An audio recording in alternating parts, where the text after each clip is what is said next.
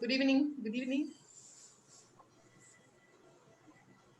I'm Dr. Mehra from Delhi. Warm welcome to Dr. Mehra. Thank you very much for agreeing to participate in this webinar. We are looking forward to your presentation. Yes, thank you so much. Where is our dear Mohan Thomas? He is going to join soon. I just spoke to him.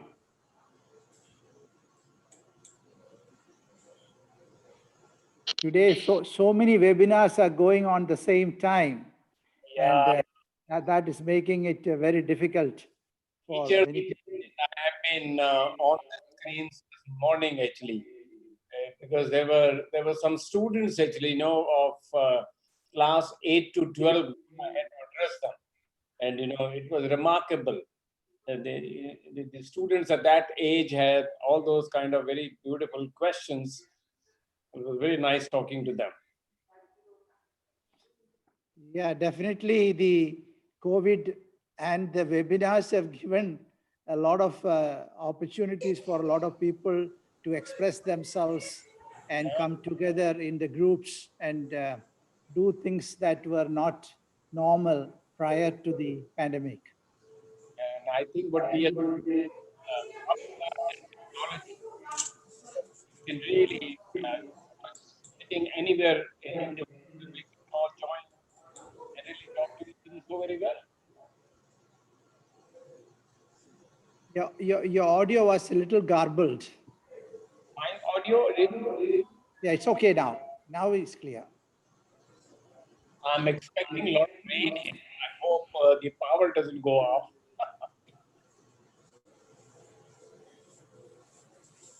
Good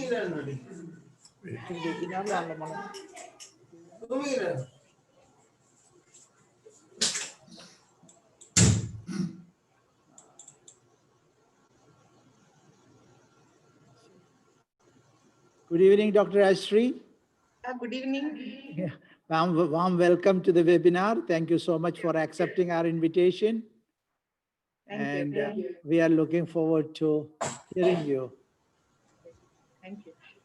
And the PowerPoint presentation, you will share your screen, isn't it? Yeah, I'll do that. Okay. Thank you. Thank you. Dr. Shashi Kumaran, warm welcome. Thank you for agreeing to be the moderator.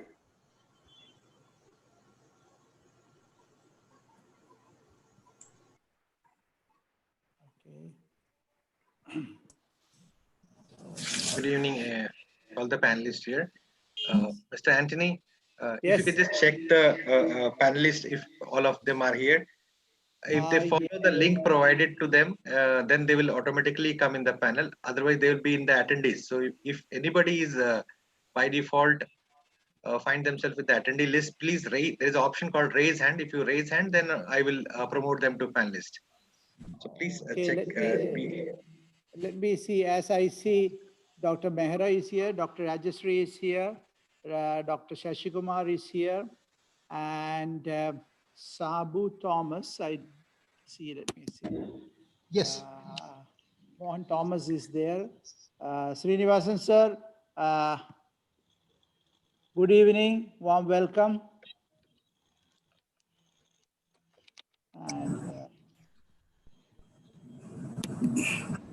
And I think everyone is here from the panelists.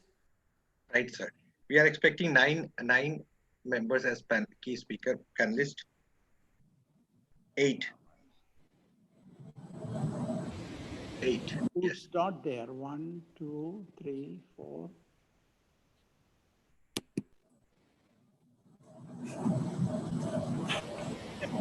Yes, sir. Everybody is there.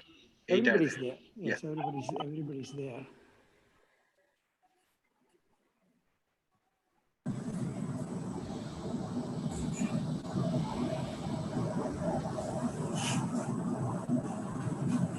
Srinivasan sir, your photo is coming on a horizontal position, the alignment, I think.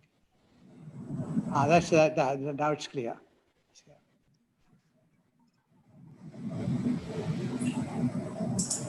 So all your microphones are muted. So if you would like to unmute, then I'm sure you can do that one from your side.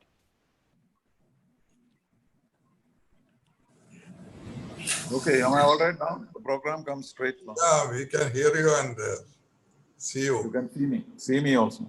Very good. I can see you, Alex. Alex, I can see you. How are you? Yeah, very good, thanks. I just finished one and I have another one after. I know you are fully loaded with happiness. Yeah. Because China earlier, next is Kerala. So education is only one. Yeah. നിങ്ങൾ register ചെയ്തില്ലേ നേരത്തെ? Register ചെയ്യണമായിരുന്നു. Register ചെയ്താലേ ഇമെയിലിൽ കൂടെ കിട്ടത്തുള്ളൂ.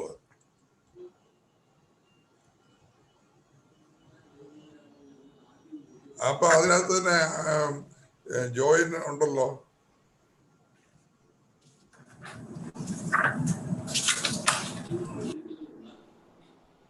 അത് വരും. അത് തന്നെ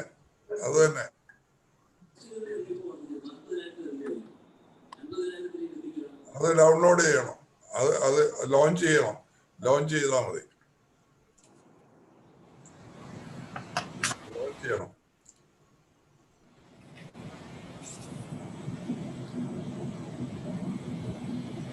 അതിനകത്ത് അതല്ല അത് ലോഞ്ച് ചെയ്താൽ മതി. ആദ്യത്തെ ഇതിൽ ക്ലിക്ക് ചെയ്യണം.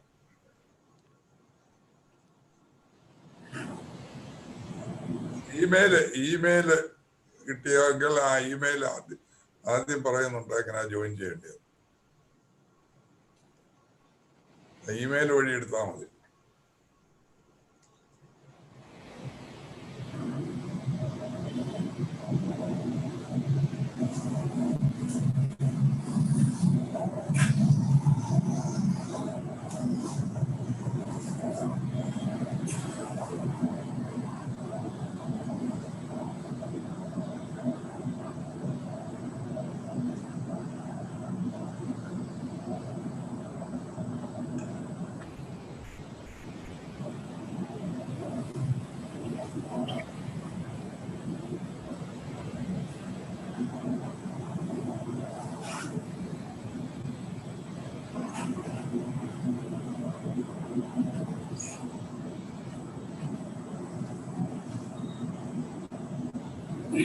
Sir, today Teachers' Day.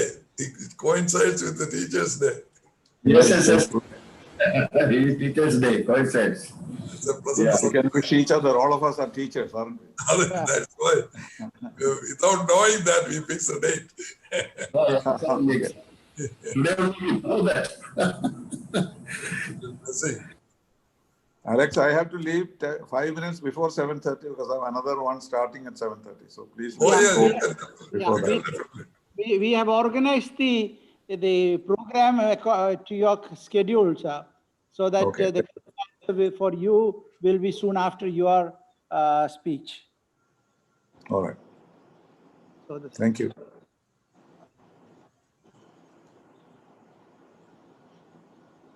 Well, it's 6:30 now, and I think we should start promptly. I think we have people joining. So if you can all mute your microphones while I speak, that'll be great. So good day to all the participants, keynote speaker, panelists. Today, as we were just discussing, is the National Teachers' Day in India. We are very fortunate to organize this webinar on this special day as a tribute to our teachers. This is the second of the 3-part webinar series on NEP, which now in the implementation stage. I suppose all of you can hear me.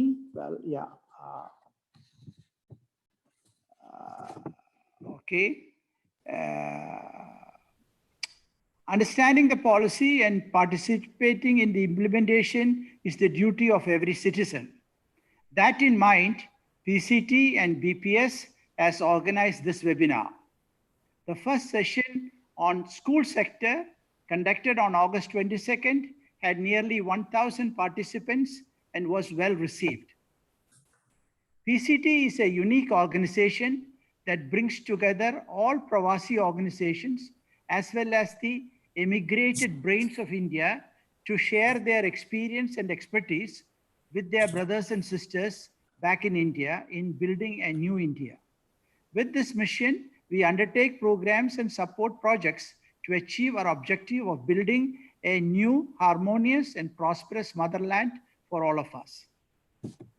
Birla Public School is the brainchild of a group of 5 Indian expatriates headed by Dr. Mohan Thomas.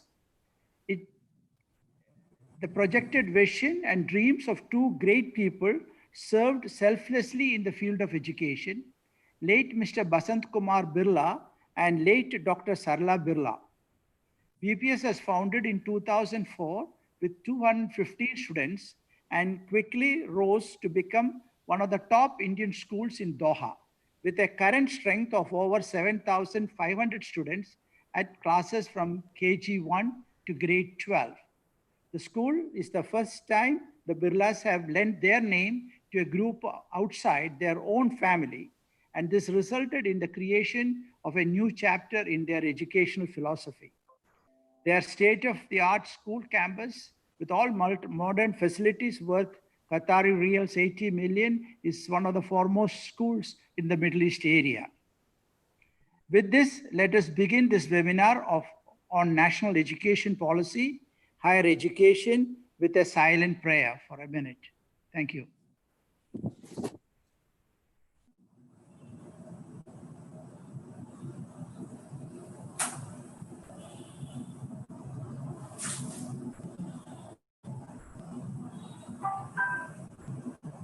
Now I would wish to request Mr. Alex Koshi, Chairman of Pravasi Conclave Trust, who has returned to India after a long period in the United States and settled down in Ernakulam, to deliver the welcome address. Thank you.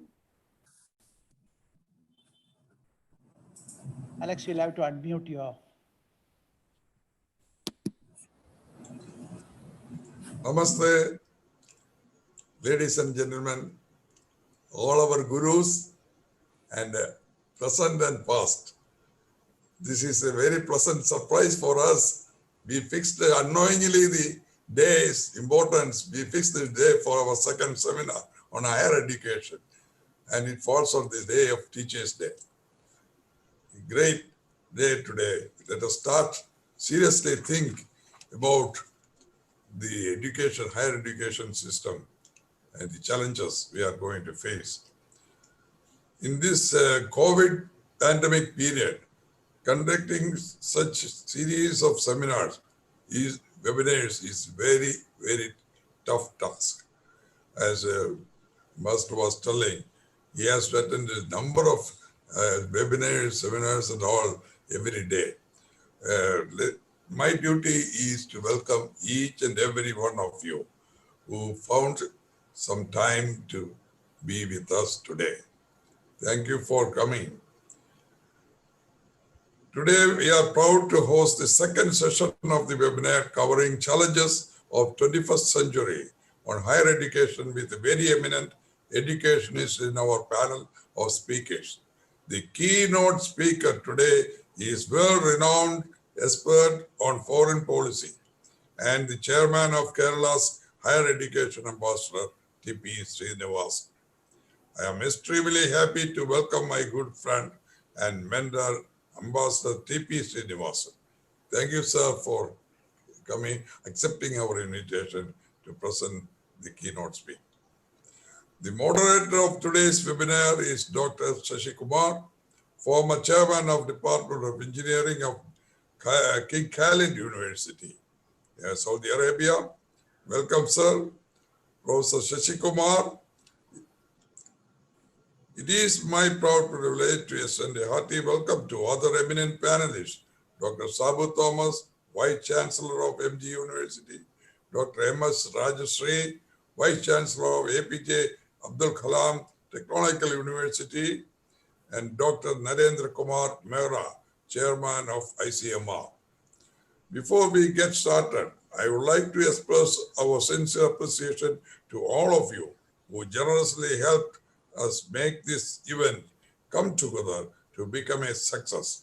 Our President and Program Coordinator, Mr. Anthony Prince, and Dr. Mohan Thomas, our trustee, deserve special appreciation. We could not have done it without them. Actually, many educationists, including vice chancellors like Dr. P.P. Mathur of Odisha University, presidents and activists of our affiliate organizations like Well Malayali Council, Gopio, former Fakana, WMF, etc., have joined us today from Far East and West. Let me welcome you all. Our third session will be concentrating on the action plan required to implement the new national education policy. And we earnestly request every participant who get enlightened to involve earnestly for developing a new educational system that will attract the whole world to India, just as our Nalanda and Takshashila universities of the past. With this note, let me once again extend a very hearty welcome to each and every one of you and request moderator Dr. Shashi Kumar to take over. Thank you. Thank you, Alex. The next speaker is our keynote speaker, Ambassador T.P. Srinivasan. I request him to deliver the keynote speech. Thank you. Thank you. Thank you very much, Mr. Shashi Kumar. My friend Alex, I see that two vice chancellors who are here are those who worked with me, Dr. Sabu Thomas and Raj Sri. That gives me a greater strength because what we try to do in Kerala is now reflected in the national policy.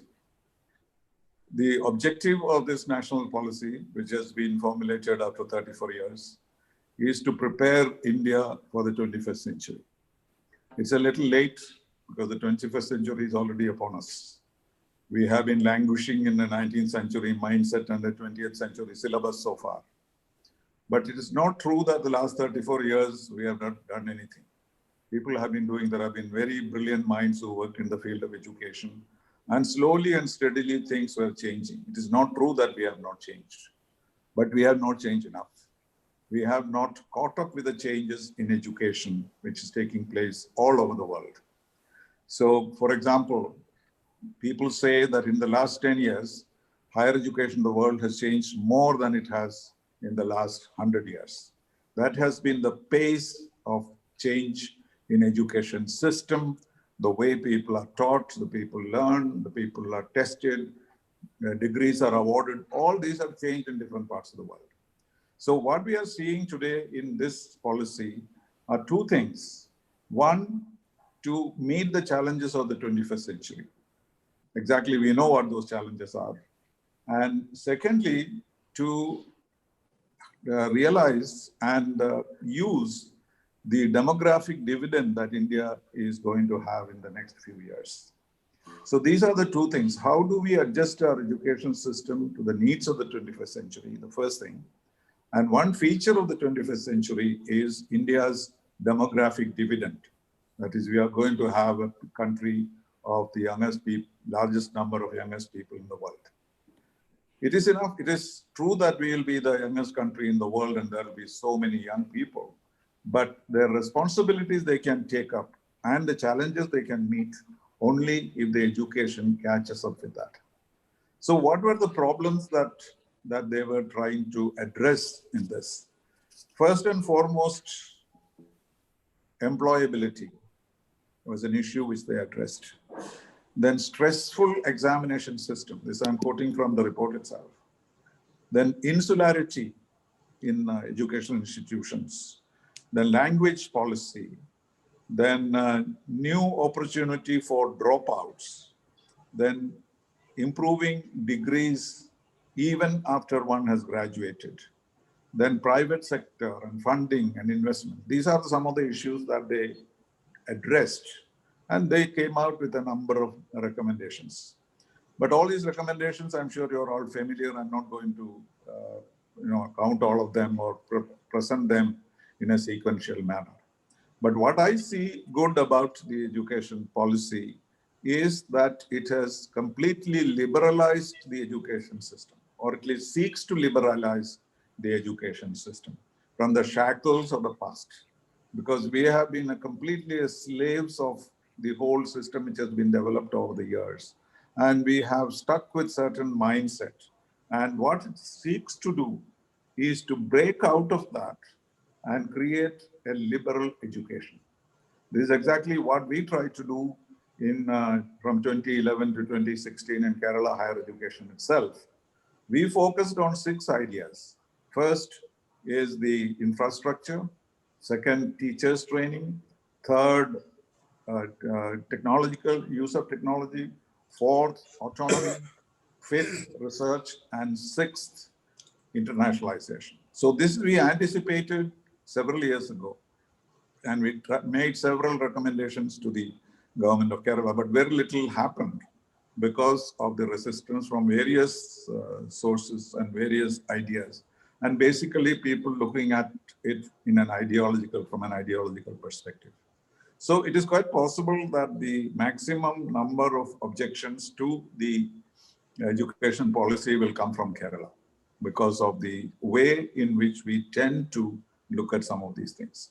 Because one of the main principles that the policy is trying to do is to make India a hub of the knowledge economy. This has created problems among some thinkers who think that this would be surrendering everything to the corporate world. So if you look at that from a narrow perspective, it may be very difficult to carry this forward. So to carry this forward, I think we need consensus among the people all over India. Of course, it's a policy, but it is still to be implemented. And the government talks in terms of further consultations, taking about 10 years to implement it. That would be very sad if it takes 10 years, because we'll be losing 10 years in the process. We have lost several years, so we should speed it up. But that can be speeded up only if there is some consensus within India on 3 or 4 very important points. First is the purpose of education. We are not agreed on that. On the one hand, there is this concept of creating better citizens of the world, and at the other end, you have this concept of making employable people. There are lots of options between these 2 extremes. So we don't have to take either of these extremes. We can perhaps go into a particular consensus, which would go like what, we are just finished the Sri Narayana Guru's birthday celebrations, and we are going to have a Narayana Guru Open University in Kerala. And he probably put it very well when he said education should develop the head, the heart, and the hand. So which means that you become better citizens, you learn to have thoughtfulness, and on the other hand, we should also have skill development. And therefore, if there is an agreement on that, we would make progress. The second is language. And the first part, of course, the policy addresses skill development, the multidisciplinary institutions, which will enable people to have a choice-based education, depending on what the needs of the children are, etc. But on that, there is still no agreement. The second is language policy.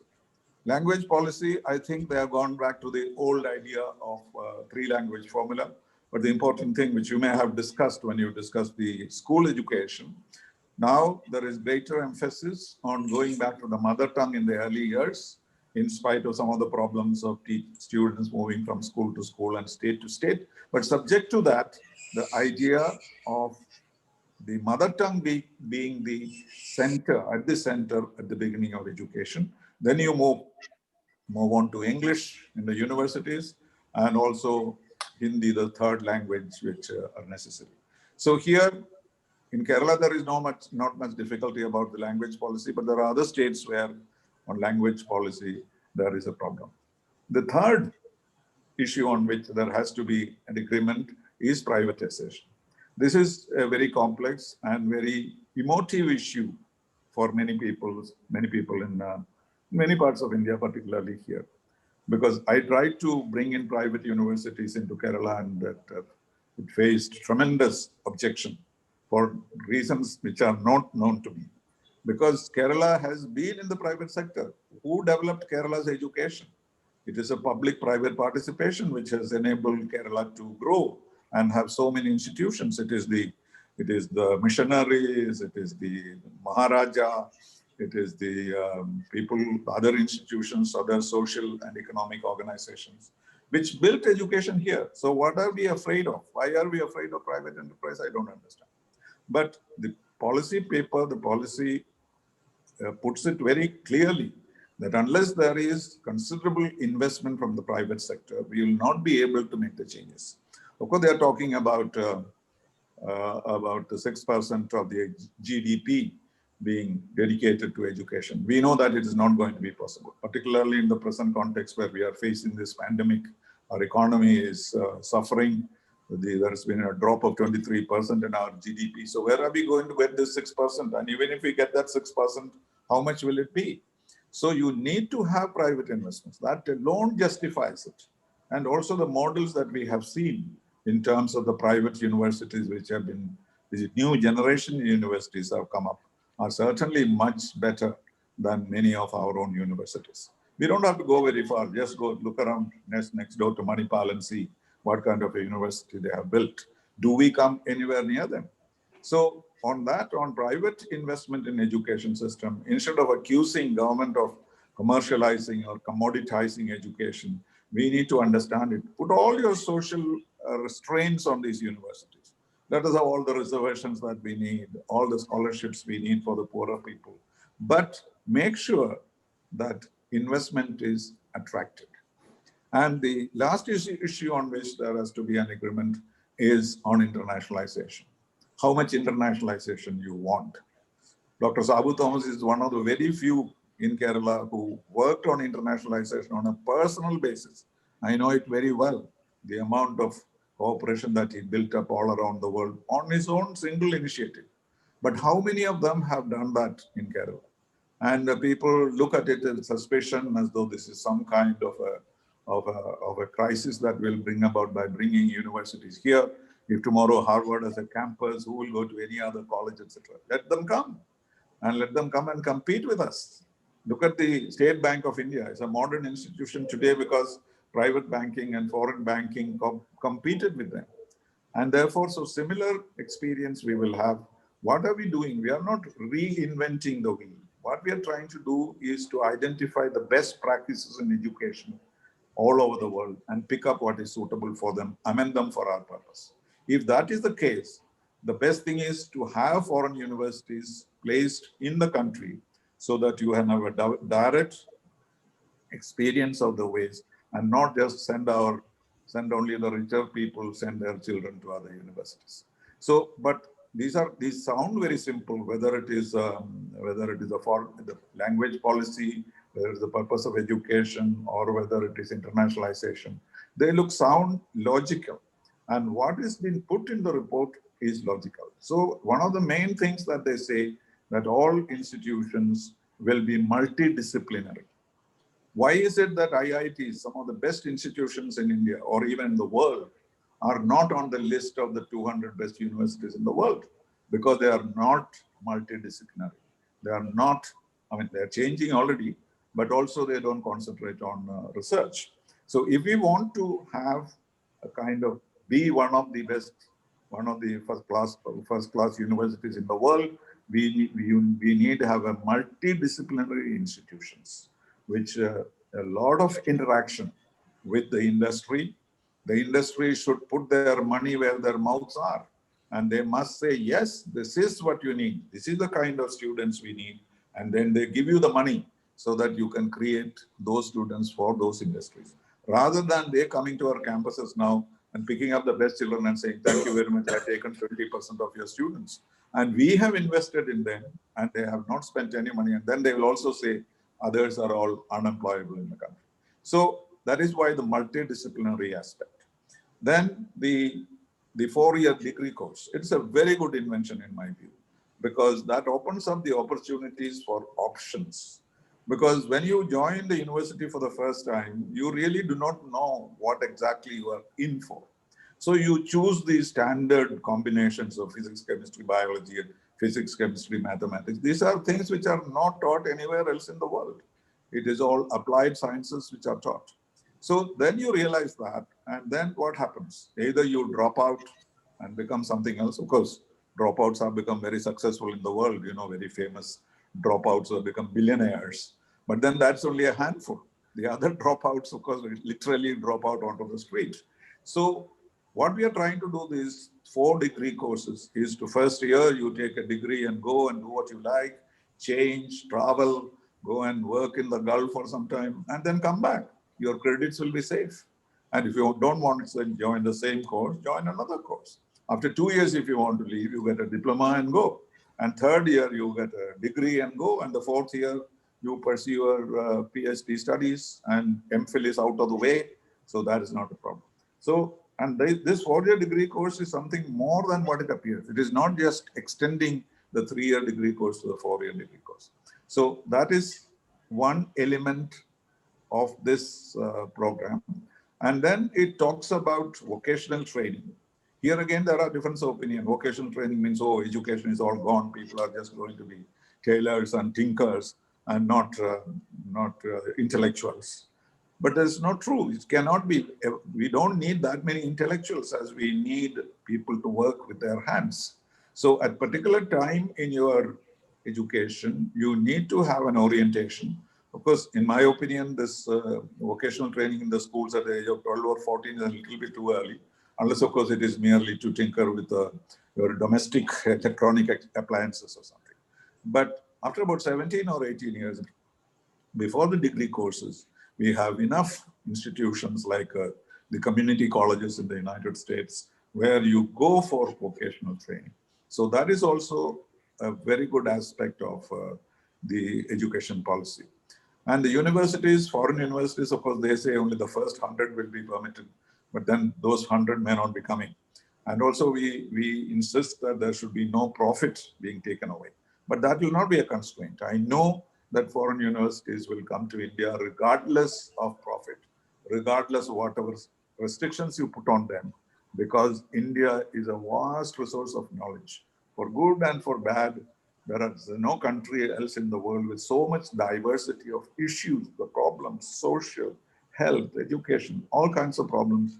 And they would come there simply to understand how a country like India copes with it and how they can learn and contribute to this. So these are some of the changes, but these are not as superficial as they sound. These are fundamentally game-changing situations.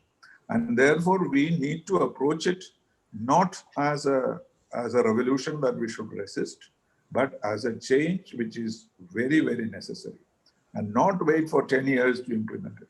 There are several ideas in this which are what are called in English the low-hanging fruits. We should be able to pick that up very quickly and then readjust ourselves.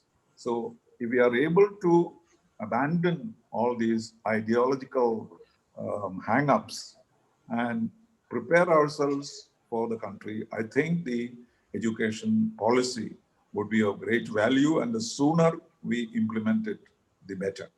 And what it envisages is a liberal education, need-based, student-based, the taste-based education, which would be very good for India. So I'm so glad that it has many elements in it. So some people say that this is just a gold mine, and when you dig, you will find also dirt in it. Yes, there may be some dirt in it which we have to clean up. Or some people say it's an uncut diamond, so we need to cut them more. Yes, I accept all that. But what we have before us is somebody who is a rocket scientist who has designed it. So it's very precise, it is very comprehensive, it is very forward-looking, and the sooner we embrace it, the better for the country. So I shall stop here, and if there are any questions, then I can handle them. Thank you very much. Thank you, Ambassador Srinivasan, for your eloquent speech that you have tried to to explain everything that is in a 30-page document on higher education in the new education 64, policy. 64 pages. 64 pages. So that is a very good, I think, pointers. If I'll pass this now from now onwards to Dr. Shashikumaran, our moderator, to take up the question answer for the keynote speaker. It is just for 10 minutes because of paucity of time. And if anyone has any questions, you can start with the moderator. Thank you.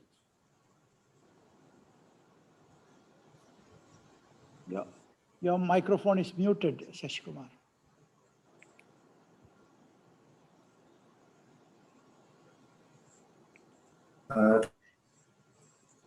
The opportunity. Sir, I have one question to our respected ambassador. You have already tried the same pattern, and can you say something about where it go down? Because everybody welcome your activities and your initiatives. Somewhere it went out.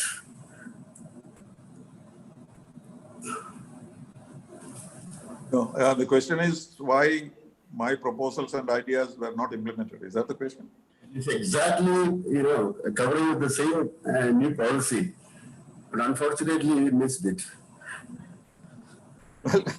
Well, that of course is something which I regret it very much. But many people think that they saved the country from me. So so that's why I started by saying that I have a personal satisfaction that many of these ideas which we tried to promote. It was not me. I'm not an educationist at all. I'm an educationist by accident. But I had a good team of educationists with me, and it was the combined effort that was made. But there was political differences even within the ruling coalition on some of these issues, and that was the problem. And therefore, it was not possible to, and there was not enough time, of course, also to implement these. And each one of those recommendations had to be separately studied. But we submitted very detailed, even a bill as to how a private university should be designed by Dr. Siriya Thomas chaired it. And the best, Dr. Madhav Menon did all the autonomy studies, and everybody, Rajsri did all the technology studies, Dr. Sabu Thomas on research. So we had all kinds of expertise, but it all did not move because of the political differences and also lack of priority, I would say, because education is considered something which is in any case running. So why disturb it? Why, do things which would, experiment with it, etc. Some kind of lethargy, some kind of ideological differences, to the extent of lack of tolerance even. I was only mentioning ideas, and then you know what happened, and so that's something which I don't want to remember. But this is very true that those ideas have been incorporated into this new policy. We have some questions from the participants. If we talk about industry-institute linkage, how far the new policy will narrow down this gap? Yes, we have an extensive report. As it happened, Mrs. Shamsu, who is now the secretary of this study, she was the one who helped us with the study on institution and academia. And therefore, you will find the same words in the National Education Policy, which she wrote for us in our report. So some people ask me as to how come this happened. I said both were written by the same person. I didn't say who that person was. So, and it was a very detailed thing that we did. The idea is that, I think I mentioned it in passing, the industry must dictate the education that they want. And the answer is to pay for it. If you go to an American, management institute, each section, each building is sponsored by, this is by Johnson & Johnson, and that is by, another American company. Like that you will find, because they have invested so much. And therefore, instead of creating training facilities afterwards, like Infosys is doing and others are doing in India, they get that done in the university at a time when the students are more receptive, and they have an incentive to do it in order to do well in their employed life. And so that is what we envisage. And also greater interaction. The managers should come to the institutes, the institute teachers must go to the industry, etc. We've made a very detailed report, and I hope that will be used by the policymakers because they also think on the same lines. Okay, sir. So another question is regarding we have diversity in India. We have villages, cities, and the type of education who are training these people, and connectivity issues. So many issues are there, and also economic imbalance. Is there any provision to take care of these things in the national policy? Yes, there is very much there because they are very conscious and aware of the social responsibilities of the government and the need to deal with the various capacities of the people as well as different social backgrounds. And that is why they are giving a lot of emphasis on vocational training because it is not necessary to make everybody a PhD.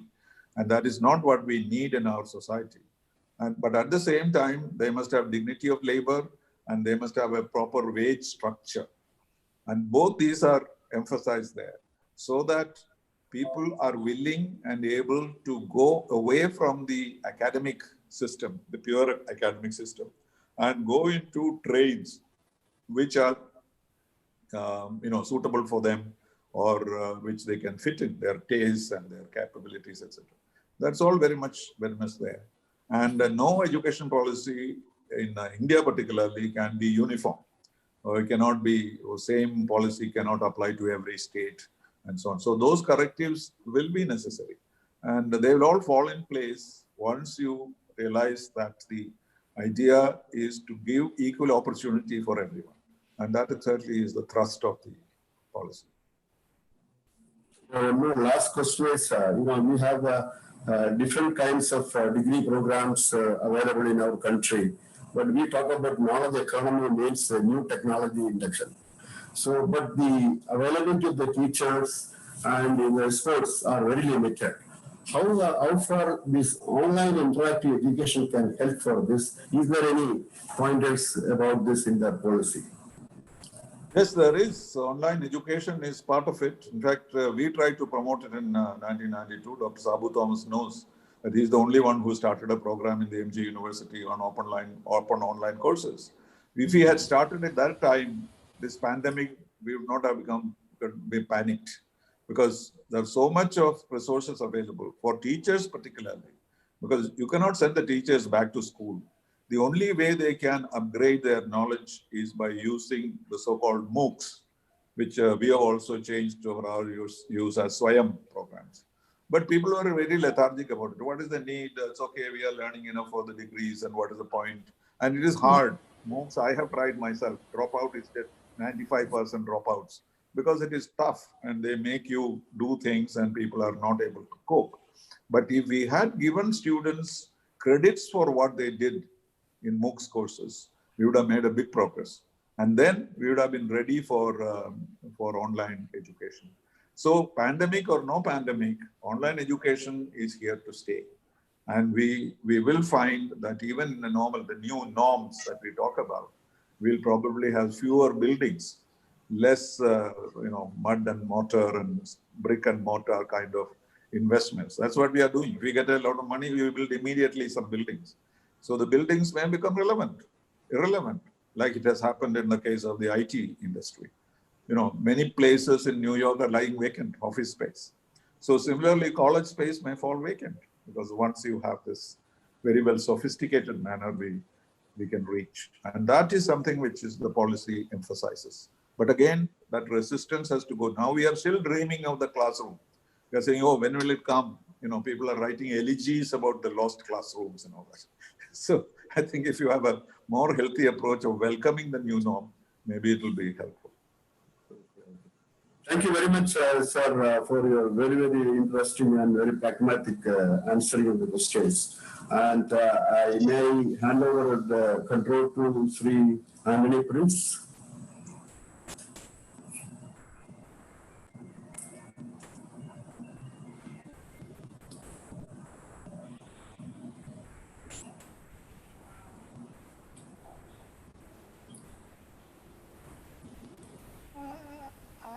I think we can go to the next session, and I would like to thank Ambassador Srinivasan, who has to leave early for his Thank you, wonderful. Ambassador.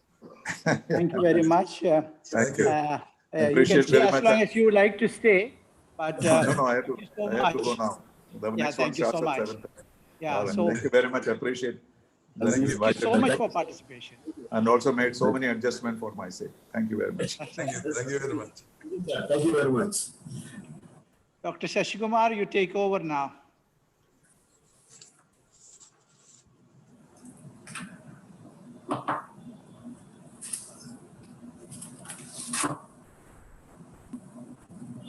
Well, at the outset, let me express my gratitude to the Pravasi Council Trust for giving me the opportunity to moderate this global seminar on National Education Policy 2020 Perspectives and Challenges.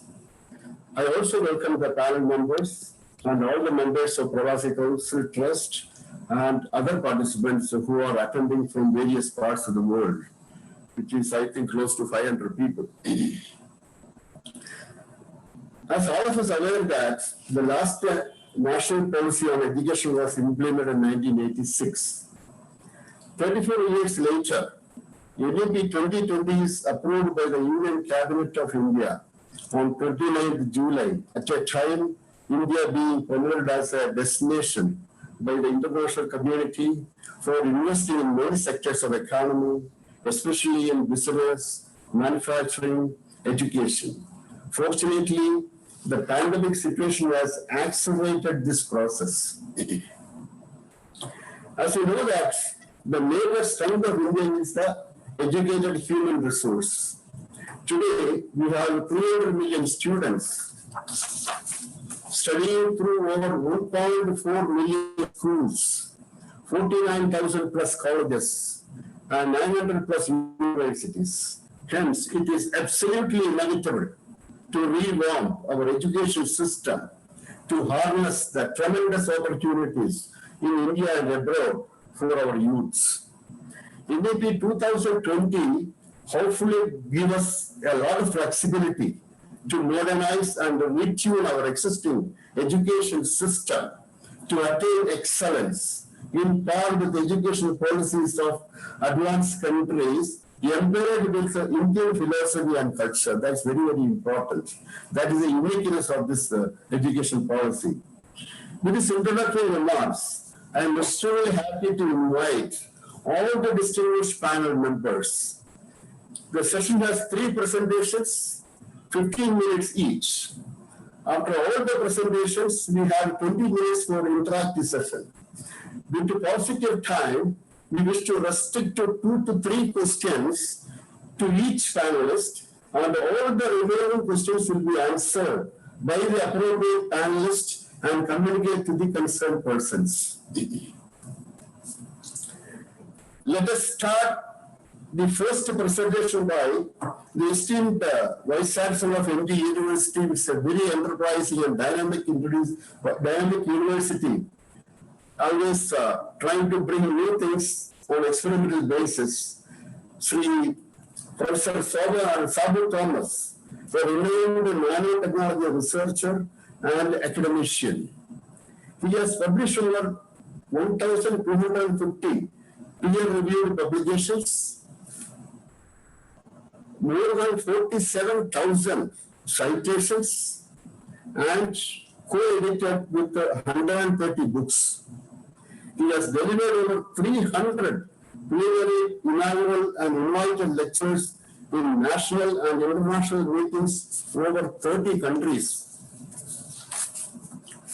The topic of presentation is higher education, research, collaboration, and global standards. I invite Professor Sabu Thomas for the presentation. Over to you, sir. Thank you, Professor Shashikumar, my dear panelists, and Mr. Anthony Prince, Koshi. I will start with my slide. Yes. Can you all see my slide? It's just coming. Yes. Can you all see my slide? Yes, you can see. Yes, we Okay. can. So the title of my presentation is National Education Policy. Particularly, I will focus on research collaboration, global standards, academic industry interactions.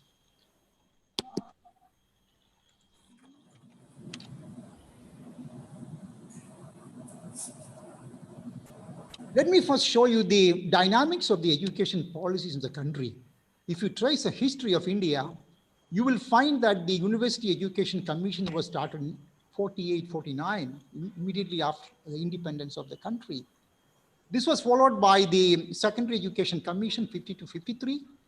Then we have the famous Kothari report. We all know that, 64, 66. And we introduced a national policy in education, 68, based on Kothari report by our Prime Minister, Srimati Indira Gandhi.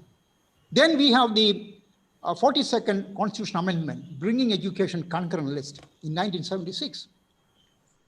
Rajiv Gandhi Ministry in 1986 brought the National Policy in Education, so-called NPE, and that is in 1986.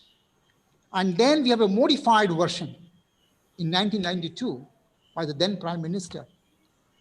And then we waited for a long time till the T.R. Subramaniam Committee report came in 2016. And now we have the Kasuri Commission report, Kasuri Rangan Commission report. The cabinet has approved this. So we are going to discuss that. This is just to give you the evolution of education policies. I showed one slide looking into the, school system, what we have introduced now. We are going to introduce 5+3+3+4 system. Earlier we had a 10+2 system. So the higher education is going to get students with a lot of skill, with a lot of critical thinking, students who have enjoyed lots of flexibility, and they have experienced science, mathematics, art, social sciences, humanities. So we are getting really brilliant students from the school. So how do you treat them? I'm going to show you the major reforms of higher education in a couple of slides, then I will elaborate.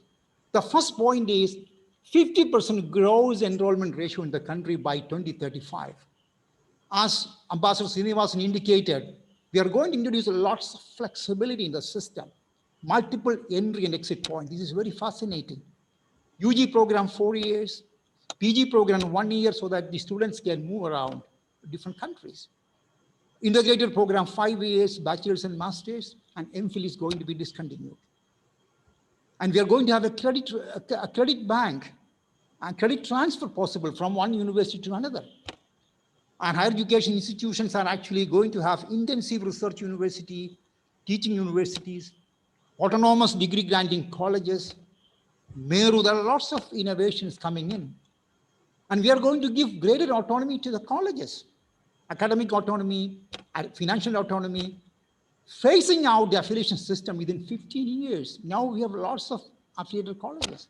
My university has very close to 300 affiliated colleges. So phasing out, this has to be removed on a phased manner. National mission on mentoring process, formation of board of governors, single regulator for education. Now we have multiple regulators. We have UGC, we have AICT, common norms for public and private. And then a lot of partnership between, private philanthropic partnership, private public partnership, fee fixation by a regulatory body, and investments, as Srinivasan indicated, 6% of GDP. If you could introduce that, it could be remarkable. Let me also continue the major reforms, the formation of National Research Foundation, like in South Africa, like in United States, or like in Europe, in Germany, they have a similar policy. Internationalization of education, embedding vocational program during your courses, setting up of new quality higher education institutes. Standalone institutes will probably vanish over a period of time. You will have multidisciplinary institutions. A special zone for disadvantaged regions in the country. A lot of importance to languages. The formation of NEFT, and MHRD will be renamed as Ministry of Education eventually. Let me now explain one by one. Gross enrollment ratio. has to be increased to 50. Let us look at the global point. If you look at the global situation, China has gross enrollment ratio 51. South Korea is #1 in the world in terms of GAR. And if you look at the number of patents being filed in South Korea, that is the highest in the world. And if you look at this chart, you will find India has the lowest enrollment ratio, 26.30. So that has to be increased to 50. That's a very interesting suggestion in the new education policy. Holistic, flexible system. You know, you can do 4 years or 4 years of bachelor's. And if you finish 1 year, you get a vocational certificate. If you finish 2 years, you get an advanced diploma. If you finish 3 years, you get a bachelor's degree. If you finish 4 years, you get a bachelor's degree with a heavy research component certificate, similar to honors. And this will provide lots of possibility for the students to go around. If you look at United States, there are 4 years of bachelor's. United Kingdom, there are 4 years of bachelor's. So this is something quite interesting. And MPhil has to be discontinued. And government also has planned to start 5 years of integrated program. MU is going to start 5 years of integrated program this academic year. We are going to start 5 years of integrated in bachelor's in social science and science subjects. Credit transfer, an academic bank of credit. Students can accumulate lots of credit and put in the locker. And they can stop the course for a while. You know, suppose you are doing 4 years of bachelor's. You can stop the program for 1 year and you can go for a vacation, come back, or you can do something else. So you can keep all the credits in your credit bank, and credit could be transferred from one university to the another. If you go to US universities, I happen to be in University of Pennsylvania. I've seen students who have come from MIT with lots of credit, and credits have been transferred to the university the candidate is studying. So this is something interesting, transfer of credit. Single regulator for education system. You know, now we have multiple regulating bodies, University Grants Commission, AICT, they all merged together, and we are going to have Higher Education Commission of India. That is something interesting, Higher Education Commission of India. And Higher Education Commission of India will have 4 vertical bodies. National Higher Education Regulatory Council, taking care of the regulation.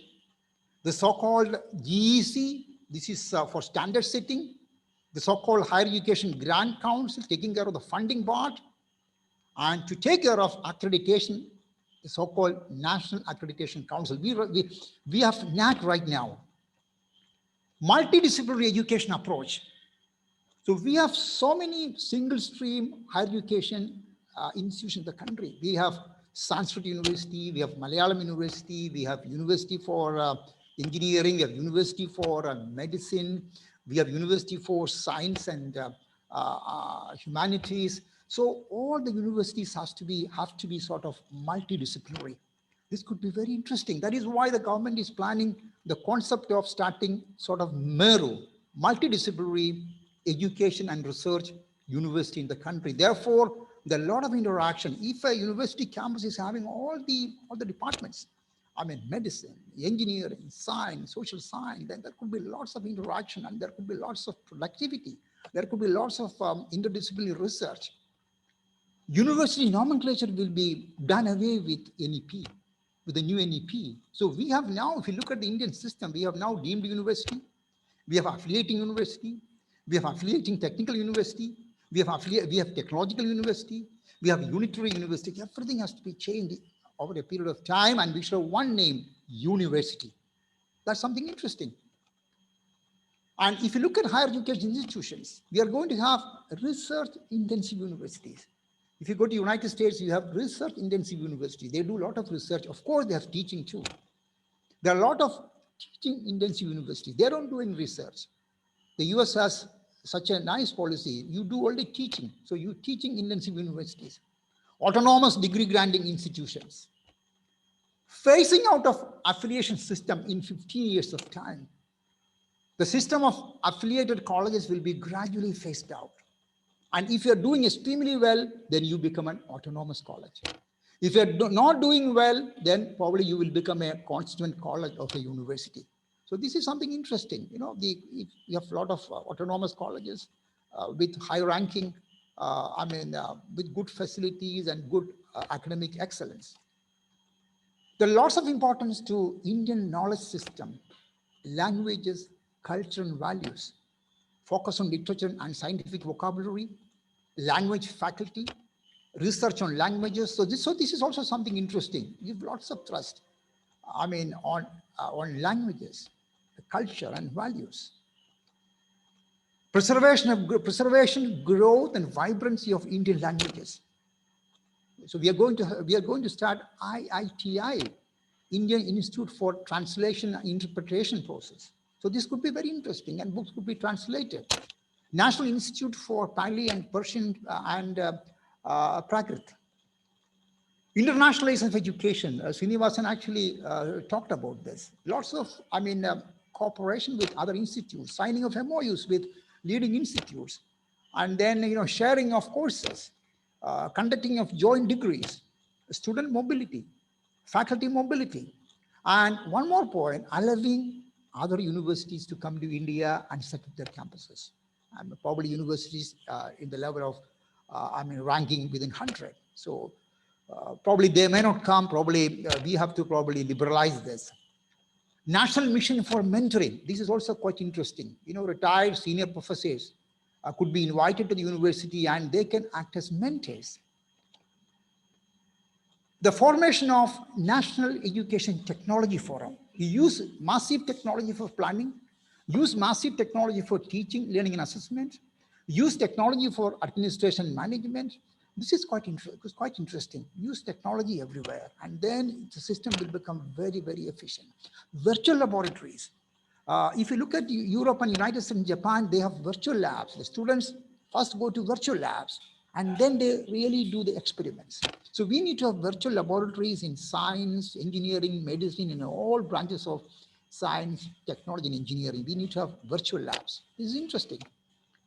National curriculum framework for teacher education. There are massive interest on strengthening teacher education. We are going to have 4 years of integrated B.Ed degree program. That will strengthen our whole sort of teaching in the school. So we are going to, mold brilliant teachers by giving them 4 years of integrated B.Ed degree program. National scholarship portal. There is mention about giving fellowships, giving scholarship to ACST, OBC, and socially, economically disadvantaged group. This is something interesting. A special fellowship for them, and monitor their progress. Public investment in education sector is going to be 6% of GDP. That is extremely important. We have to really invest a lot of funding for our education system, and public-private philanthropic partnership will be interesting. National Research Foundation. If you look at United States, they have National Science Foundation. If you look at Germany, they have DFG. If you look at South Africa, they have NRF. If you look at Canada, they have NSERC. So we need to have such real national research foundation to boost our research program and the universities and institutes. Let me show you where we stand right now. I made a comparison. If you look at, I made a comment why we can't find the next Raman, next Nobel laureate. Look at the spending in research. United States spent 2.8% of GDP for research. China 1.9. Look at India. We spend just 0.88% of GDP for research. So we spend very low amount. That is why we are not able to cope up with other developed countries, advanced countries. The second point is, look at the number of patents being filed in this country. The topper is Korea. They have the highest GER. Korea has the highest GER, 4,451 patents are filed per million population in Korea, followed by Japan, followed by Germany, followed by US. Look at China, 541 patents for 1 million population. Look at India, 17 patents for 1 million population. Look at the research publications. UK and United States, they are the toppers. Sorry, the number of research personnel in 10,000 people, number of research scientists. UK and United States are 79. India is only just 4 researchers per 10,000 people. So we have to have really trained researchers in many sectors. Look at China has 18. And I also wanted to show you the publication track record. This is an index of higher education. United States is the topper, 450,000 publications per year. China, 325. China will overtake United States very soon. And India, 90,000 publications per year. We have to really improve. It's a massive population. We have to really improve. We have to put a lot of money. And even look at the citations. Citations, what we get from the papers are below world average in this country. So we need to have massive investment because we invest very small amount of money for research. Let me also quote Professor Siena Rao.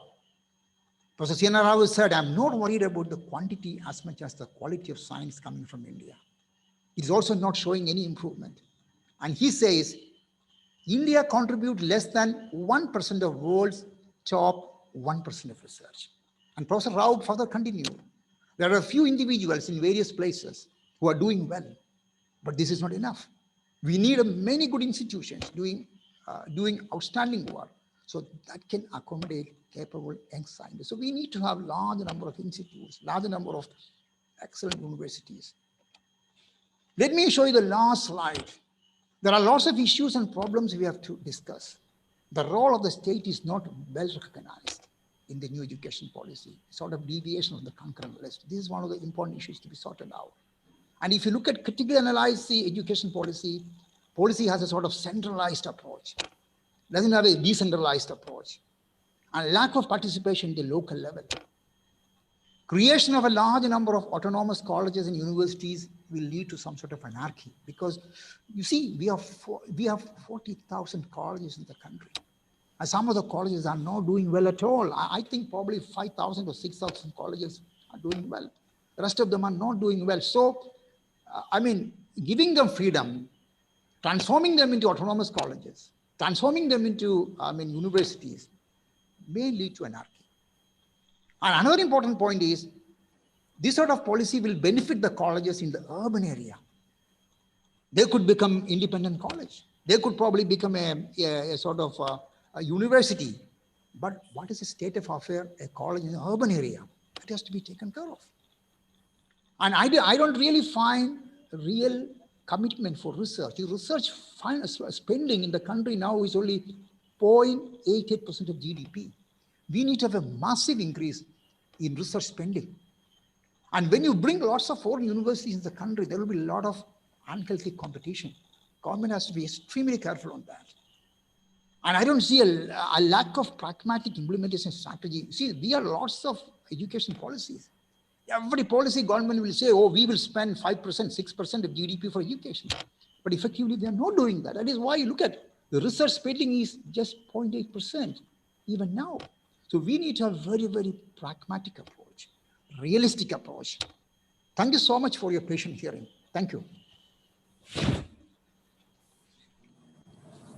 Thank you very much, sir, for very, I don't know what to say, because we teachers are to be ashamed of telling that we are teachers.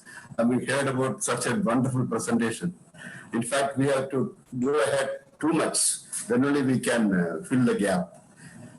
Thank you, sir, once again. Thank you.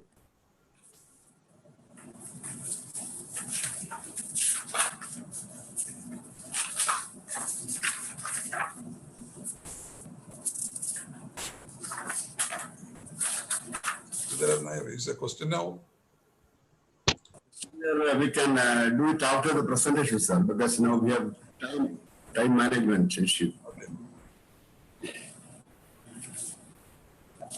Our next presenter is Professor Rajshri M.S., Vice Chancellor, APJ Abdul Kalam Technological University, Kerala.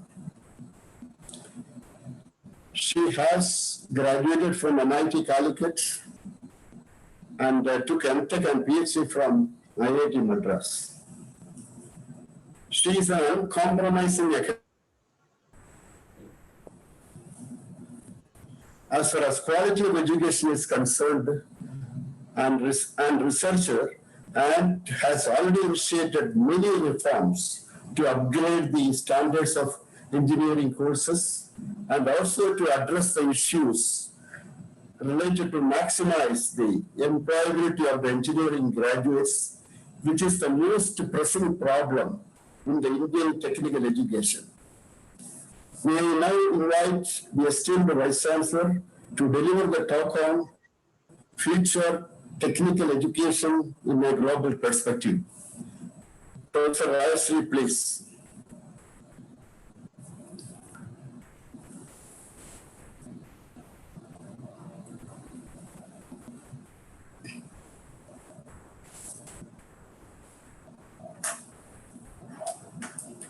Good evening.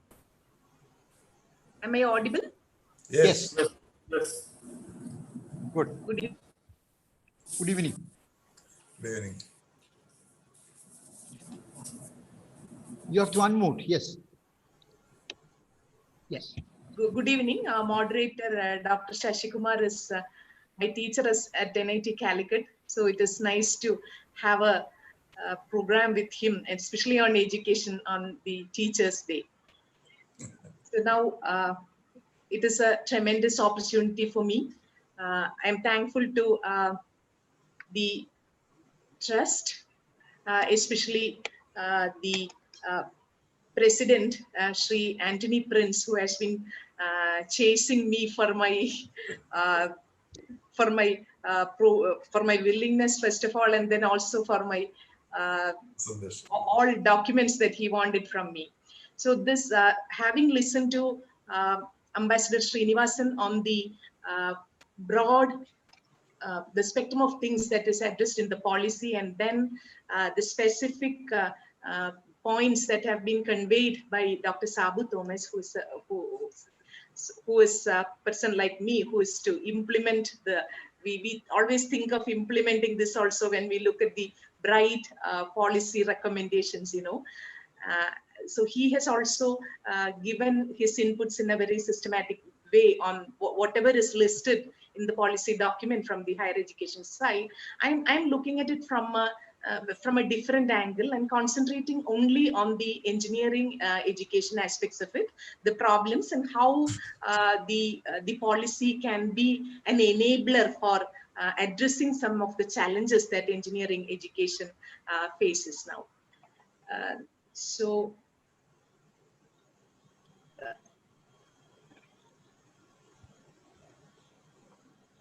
yeah, it is. So we do have, this has already been discussed at length by Dr. Sabu, and my concentration is on the last part of it, where the policy comes with the, when we are ready to embrace Industry 4.0. So what are the key things that we need to do there?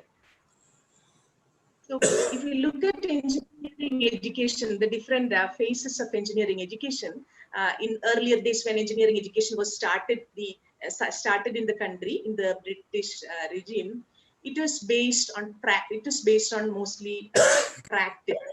So the engineers were supposed to work with machines and then humans, mostly interacting with machines. Then when we concentrated on space sciences and technologies in 1980s, 85 and all, it was mostly science-based engineering education. We started giving concentration to science. And then now the change that we see is we are in information-driven engineering education. When in earlier days, men used to interact with machines, and information was not taking a front seat, it was at the back. Information was there, but only men information to make some decisions and all. When now it is, the role is interchanged, you know, it is like information is driving. The information comes, and then that decides the routine things that one has to, how the interaction is to take place between man and machine is mostly dictated by information. And that has brought its own challenges in the engineering education, and also opened up opportunities, which would mean that many routine tasks that have been done by men in handling machines are now replaced by information. We have sensors getting data, then processing those data, and see, it all happens automatically. to control machines. The intervention of humans is not needed as much as it was needed in the prior decades. And there we need to look at new roles for, or we need to look at mechanisms to make engineering education by taking into account the creativity. How can we make engineering more creativity based? How to make the graduates capable of solving real problems. That is where we are when we are looking at the new policy. So that's very interesting, because it is not science and engineering, but there are some knowledge areas that are coming from humanities and social sciences also, which is very interesting to look at from the policy perspective, where we talk about multidisciplinary education. So if you're looking at a problem like, say, the flood in Wayanad or the Idiki, then what is the kind of people those are living there? What is their livelihood? So that is a different, that's not something which an engineer directly looks at, but it's something which is coming from a very different domain of knowledge. The anthropology, all this integrated will give a different dimension when the engineer looks at the problem. So the engineers build new machines and systems. That is the fundamental job of an engineer. In which, when I say machines and systems, it's very, it's very, it's in its very broad sense. It involves mechanical, molecular, biological, information, and energetic constructs. These are all the things that they make.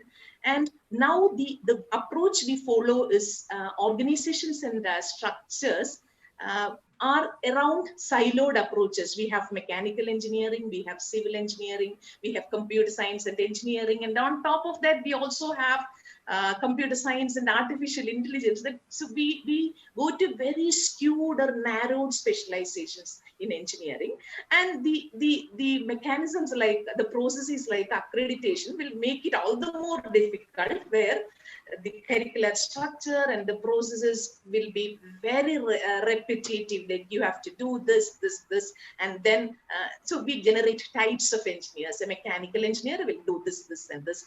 Civil engineer will do this, and that. So we type them, but see, in order the companies also reinforce the same way. We need people with this skill, and the professional societies like say SME or IEEE, they will also say, so these are the skills.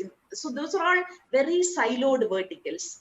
But the thing that we need to look at now is that young people are to build new machines. So the overall training we use today, it has to be approached in a very different way. Like we are in COVID-19 times. How can we have an interior of an aircraft which will protect people from the virus when they travel? So these are the kind of problems that they face with. And then that is where, so I made a mistake in the slide, I'm sorry about that. That is where the holistic approach to education becomes very critical. It is not the mechanical engineer, it is not the control systems engineer, but it's something more than that when it comes to a problem. And these are the kind of problems that engineers are faced with now, because the conventional era of engineering has gone. Most of the routine tasks have been automated, and this is the most challenge that we face when educating engineers. So when we think of excellence in engineering education, I would see excellence as a very non-linear function of resources, goals, and constraints. So excellence means it is not something, say, you do this, and then at the end of 5 years, you become a center of excellence. I've often wondered why people create centers of excellence. Excellence is a journey. It has to be built. And that should retain a culture where that excellence is, that excellence is sustained. And when it comes to the institution, this triad is important: the society, the state, and the academia. So there's an organic relationship with the society. Say we have a university in the state, the technological university or Mahatma Gandhi University. What is its relevance? And how does the government, how does the government look at it as a contributor to what all aspects? And what is the kind of academia that is there? Do they interact with the society? Do they bring in problems which are relevant to the society and solve? And so we need to think of an ecosystem for excellence. It's not in terms of a large number of patents. No, I'm not saying against that, but it has to be viewed in a very different way. What is the culture of the institution? What is the academic model which is followed by such institution, which will definitely lead to excellence, which will definitely lead to societal relevance, which will see if we have good internationally visible faculty members, definitely the research contribution is going to enhance. So that is one of the major components when ranking and everything comes. Similarly, if we interact with society, we solve problems for the society. So that also is counted for ranking.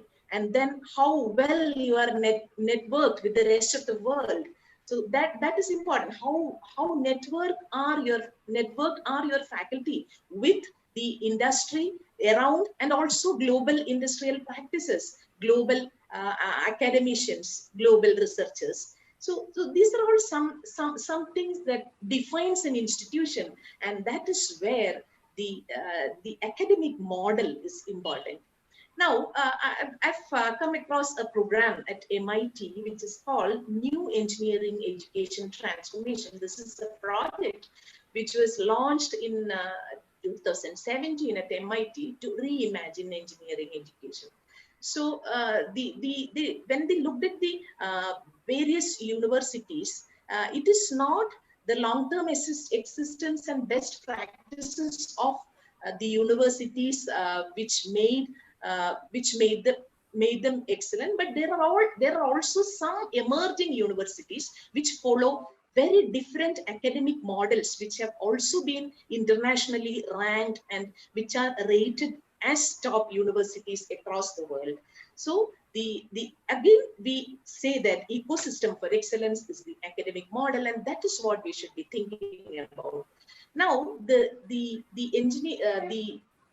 challenges that we need to address. The product lifespan will be very small, and the technology moves at a very fast pace. But it is very natural that we are not as fast as the advances in technology. If you look at e-commerce itself, though it was there from 2010 onwards, it was only 0.25% e-commerce. When it around 2015 to 20, another 25% was added. And it is very surprising to see that for the past 5-6 months, it just doubled 50% due to COVID. That means it is something else which drives technology. When there is a need, the embracing or the adoption of technology becomes very fast, and because it can solve those problems. If this is not there, we would have never thought about online education. You know, all the students in Kerala are sitting at their home and they are learning, not only in Kerala, all over the world. So this would not have happened if this pandemic was not there. So large amount of digital transformation is imperative even otherwise. Otherwise, if we, even without such pandemic and such pressing needs, this is required. So the industry also expect different things from graduates because of this fast changing technology, and the kind of training that are required, it cannot be normalized, you know, from an academic system. Then it is, though it is always said, there is lack of movement between people from academia and industry. So it is very difficult that the teachers look at industry use cases and then teach children. They teach theory subjects and maybe some amount of technology, but it is not as it is required. And the education sector is not attracting cream of people for various reasons for teaching. Now, we have also listened to this before the policy in May. Atmanirbhar Bharat with very clear verticals have been announced, that self-reliant India. So it also advocates technology-driven systems and also recommends full utilization of the power of demand supply chains. Whatever we need to manufacture, which means that we have to have capable human resources for this. If we want to manufacture everything that we want in India, then we should have people with those capabilities coming from campuses. Now, how can we look at NEP 2020 as an opportunity for that? So one of the main factors that have been given trust in the policy is driving innovations. So innovators should have open mind, and they should be able to build teams and work. They should be persistently working on the problems, and they should have the capability to take risks, and they should also have knowledge of multiple disciplines. Then no, the other aspect is it has already been explained by it is already been indicated by Ambassador and also Professor Sabu Thomas. Motivating people based on their capabilities. It is not I'm joining engineering because my mother wanted me to become an engineer and my brother to become a doctor. So it's not that way. People should be motivated based on their capabilities. It should be it should not be like force fitting. Yeah, you do this and that. It's very difficult, and we have been facing this with our millennial kids who have. In our campuses, this is very remarkably it is seen. So we have to have learner-centric approaches to education, and there should be that level of flexibility that the students should be able to take. It is like you can have a pool of courses from which they can take, and then they should be able to having this kind of flexibility. Then what will be the job roles that will be suitable for such and such capabilities or competencies that have been made. If we can have some sort of grouping and some sort of talent building like that, it will be very interesting. And then everybody was talking about the 21st century skills, it is like the critical thinking capabilities, the communication, then team building, all such things are required, and the emphasis on research. So when, again, coming back to the first point on driving innovations, it can happen only if the required amount of knowledge is created, and that needs a lot of emphasis on research. So the National Research Foundation is a promise for that. And then one way of looking at it, how to institutionalize this. So can we have projects? Can we have funded projects from government and industry, which can be pooled and which can be given to universities for faculty members and students to work on with attractive amount of scholarships? So that is one major factor which is already pointed out, the less funding on research. It is not only scholarship, but world-class facility for doing research, the laboratories, everything. These are all the basic infrastructure that's required for doing research, and that trust is very minimal. And that, along with the foundations, the NRFs, while it's implementing that, it should be like we should have thematic focus. Okay, another 5 years we will be working on this project, and this much money will be there, and at the end of 5 years this is where we will be. So that kind of an action-oriented research, if it can be formulated across the universities using such funding from industry and government, that will definitely be improving the research. And then knowledge and skills. So we already listened to the integration of vocation along with higher education, but India especially has a way of, vocation has always been seen as a blue collarized stuff, which is not very much accepted by even our parents or students. But we have to think of it differently, and the multiple entry, multiple exit points, which is suggested in the policy, can be used very conveniently for for implementing this in the education system. That means we have those components which give the knowledge, and those components are the set of courses which give the skills. And how can we combine these knowledge and skills together to have some end capabilities built into these students? So that is something interesting to look at. And we should not think of separating knowledge and skills. I would like to see skills as something which get interwoven with knowledge, and we have to have a very wider definition of skill. Now programming is a skill, so any engineer will have to write programs for simulations or implementing the models. So that's a skill. So it will be very comfortable if that skill is there for the person when he is solving an engineering problem, because the model and everything will naturally gel with the problem, and that is the way it should be looked at. It is knowledge and skills should be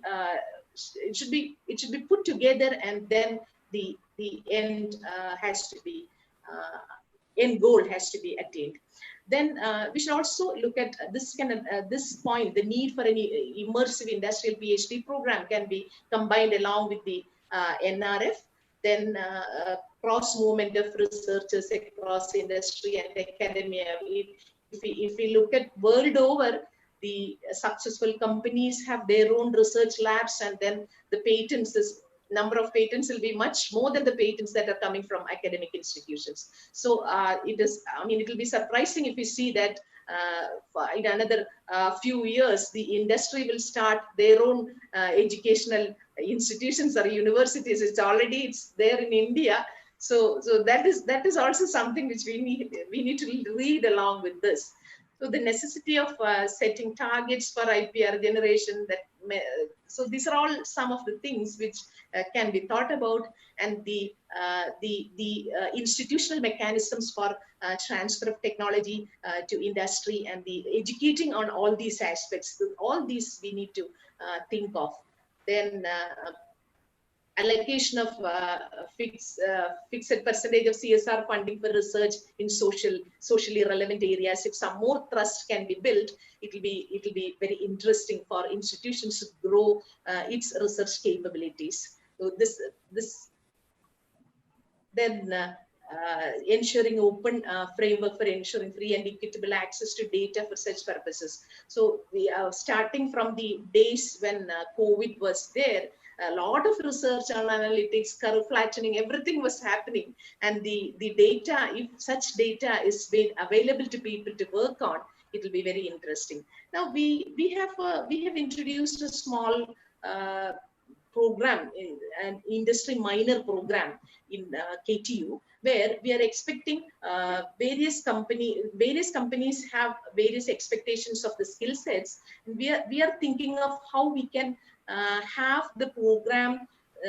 Minor is something which comes beyond the basic requirement of a degree, and then can the industry itself offer that minor and then have their own evaluation schemes? That is something we are experimenting in KTU from the next semester onwards, where we understand that the assessment and the way the courses are taken will be different as far as the industry is concerned, because it will be project-based learning, and it will be formative assessments, and the capabilities assessed will not be a 3-hour-long theoretical exam at the end of the semester, but it is a running projects or such things where they really feel and work on real problems. So this is something which we are experimenting.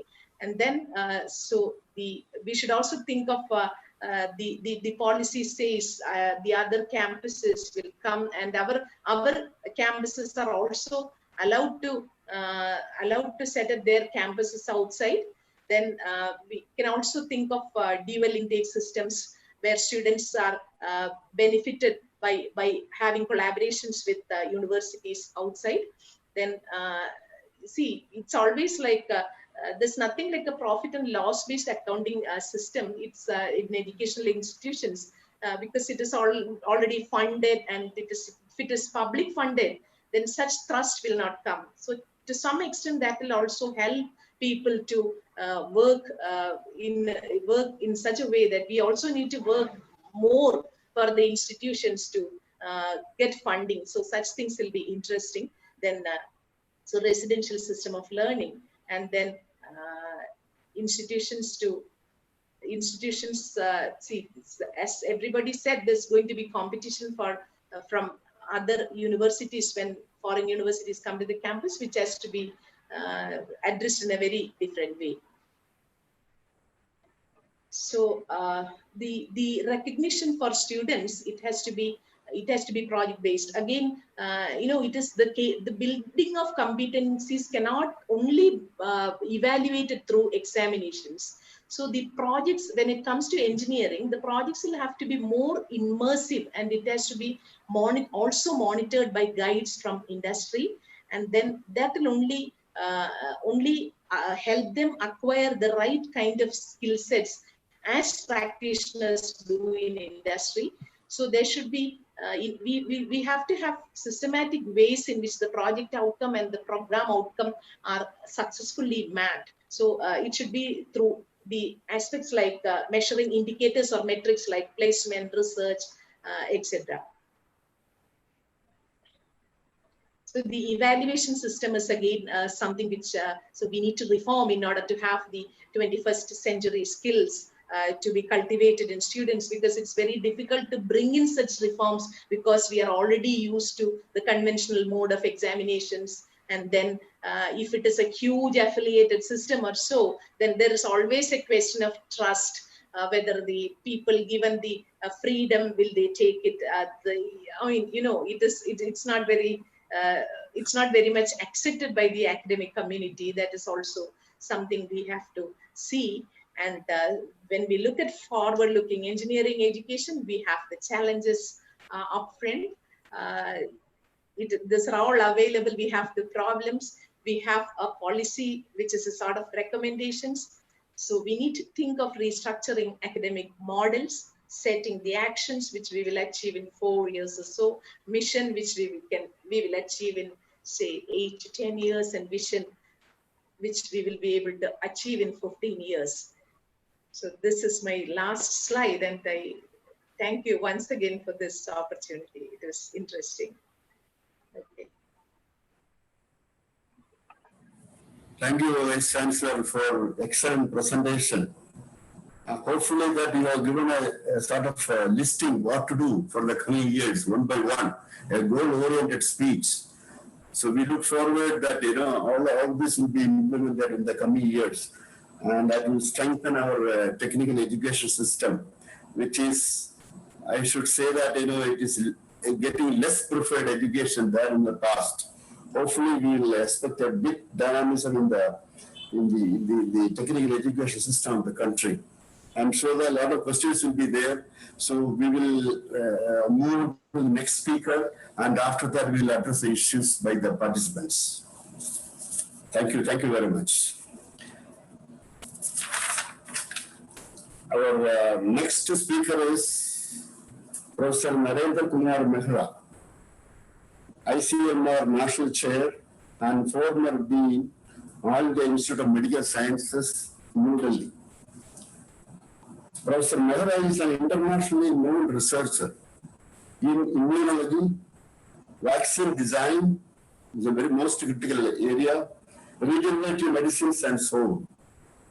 He had his postdoctoral experience from UK, USA, Holland, etc. Based on his contributions, he was honored with the S.S. Bhatnagar Award of CSIR in 1992. I am very happy to invite Professor Mehra to speak on reforms in medical education in India. Sir, please. Thank you very much. First of all, I want to take this opportunity to thank my dear friend, Dr. Mohan Thomas, whom I have known since the early 70s at the AIMS. Mohan used to be there, and we were students at that time. And I have seen him grow now into a very internationally acclaimed ENT surgeon. I'm very happy also to meet Anthony Prince after a long time. And it was a joy to sort of interact with them through the email. And of course, me and my family had the opportunity about 2 years ago to visit Kerala and be hosts of Moon Thomas, and that was remarkable. Now, now I want to share my slides first. Let me give me a little 2 minutes time. I hope it comes out. Actually, Delhi is experiencing very heavy rain, because of which the power has gone off. Can you see my slide? Yeah. Yes. Expand it. How about now? Yeah, fine, good, good. Thank you so much. And I thought I will, in a very short time, because I was told that you should be only about 10 to 12 minutes. So I'm going to talk about some of the reforms in the medical education system. As I said, I entered the portals of the Institute AIMS, the topmost medical institution of India, way back in 1970, and I retired as the dean of the institute towards the end of 2014, and then I have been the national chair. A national chair because I didn't want to go to the practice, didn't want to go full time to the corporate world, because all your life you remain an academic scientist, academic doctor, so you want to really continue with that. So I spent about 45 years in AIMS, and I think during that time I have seen lots of bricks and mortars and lots of new centers of excellence established over there. But what I'm going to talk to you is the Indian medical education system, and there are two arms to that. One, of course, is the modern Western system that we are all aware of. And since the English rule, what we call MBBS, this is very equivalent to what we have in UK. It's a course of 5.5 years, and it still continues the same way. Some changes have taken place. As you know, AIMS was established way back in 1956 through an act of parliament, and the act of parliament actually charged us with the responsibilities on three fronts: responsibilities on doing experiments in medical education, research, and patient care. So we were asked to set standards in all of these three areas over there, which means that the faculty of AIMS actually has to work in all these three areas. I mean, that's their mandate there. But in addition to the modern Western system, we have the traditional systems in India that have been going on for many, many years, and they have done also exceedingly well. And you are already aware of the Ayurveda, the yoga, the naturopathy, Unani, Siddha, and the homeopathy, which we collectively call as Ayush. And the practitioners of this system are mandated to be licensed by any of the country's 29 medical councils of the states. This is also a 5.5 year UG program there, including the 1 year of internship, exactly the one that we have for the MBBS course. And they get at the end of their 5.5 years Bachelor of Medicine and Surgery, or the Bachelor of Homeopathic there. This whole course is handled by a separate ministry of the government of India. It doesn't fall under the review of what we call the MCI, the Medical Council of India, which has now been turned into the National Medical Council. So it's a separate sort of stream as we have. Now, I want to talk about the Western education system mostly, and where actually the improvements are required.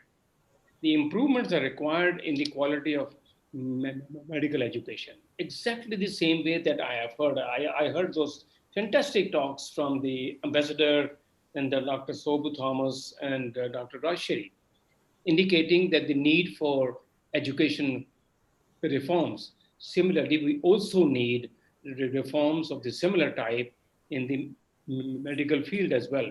We need more of what I call academician-oriented medical doctors. Academics has to be at the fore.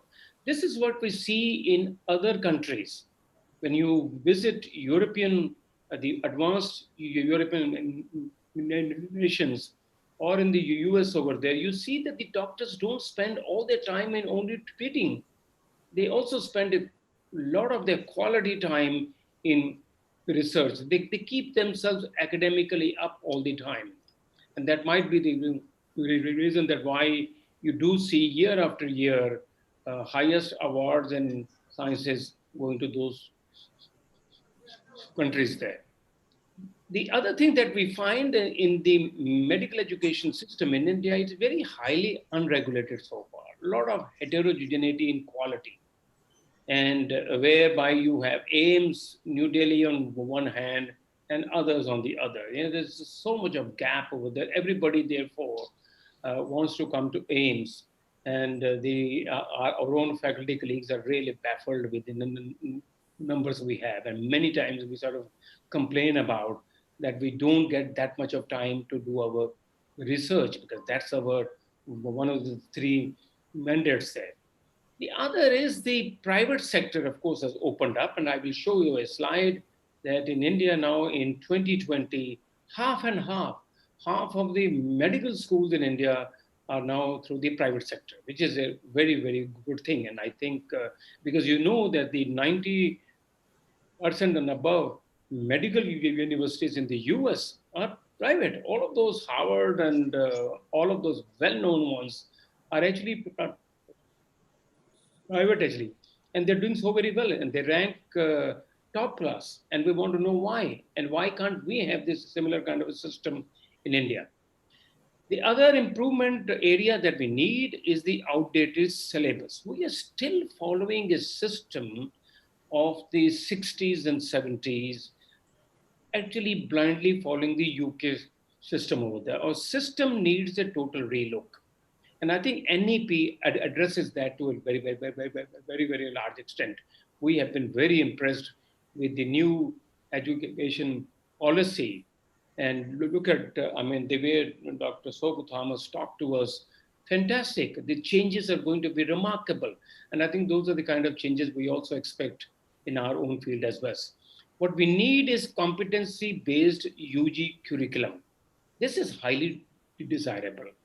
And you know, the rural versus urban divide that we have in India, we got to break this shackle at some point of time, because most of the well-qualified doctors, they only want to remain in the urban side, and very few, if at all, go to the rural side. We keep talking about it year after year, but we are nowhere near to solving it. Now, this slide tells you the change that has taken place in India. Of course, you see that right from the 1950, we had 27 public medical colleges in India, only one private over there.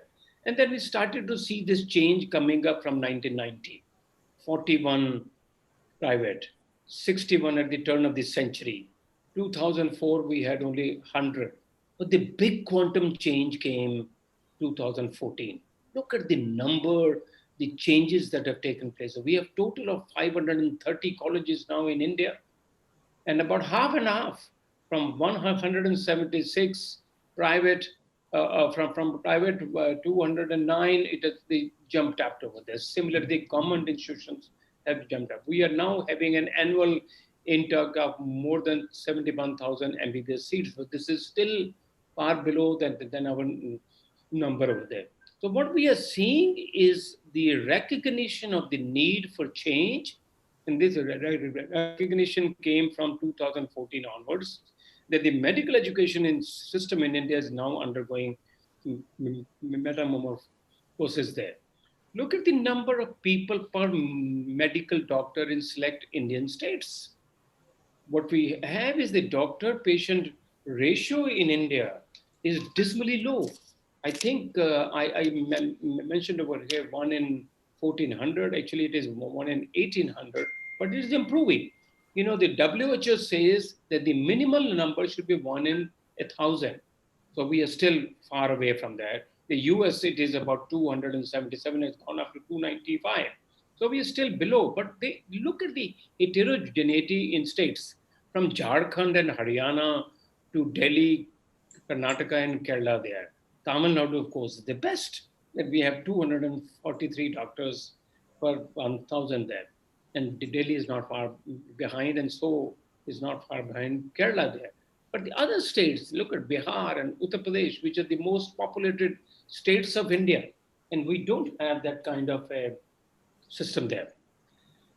Now, what do we need? I think this is a year of opportunities and challenges. This is a time, and I'm not saying the year, that this decade that we are going through is a decade of opportunities and challenges. We need opportunity, we need those challenges in the Indian medical education system.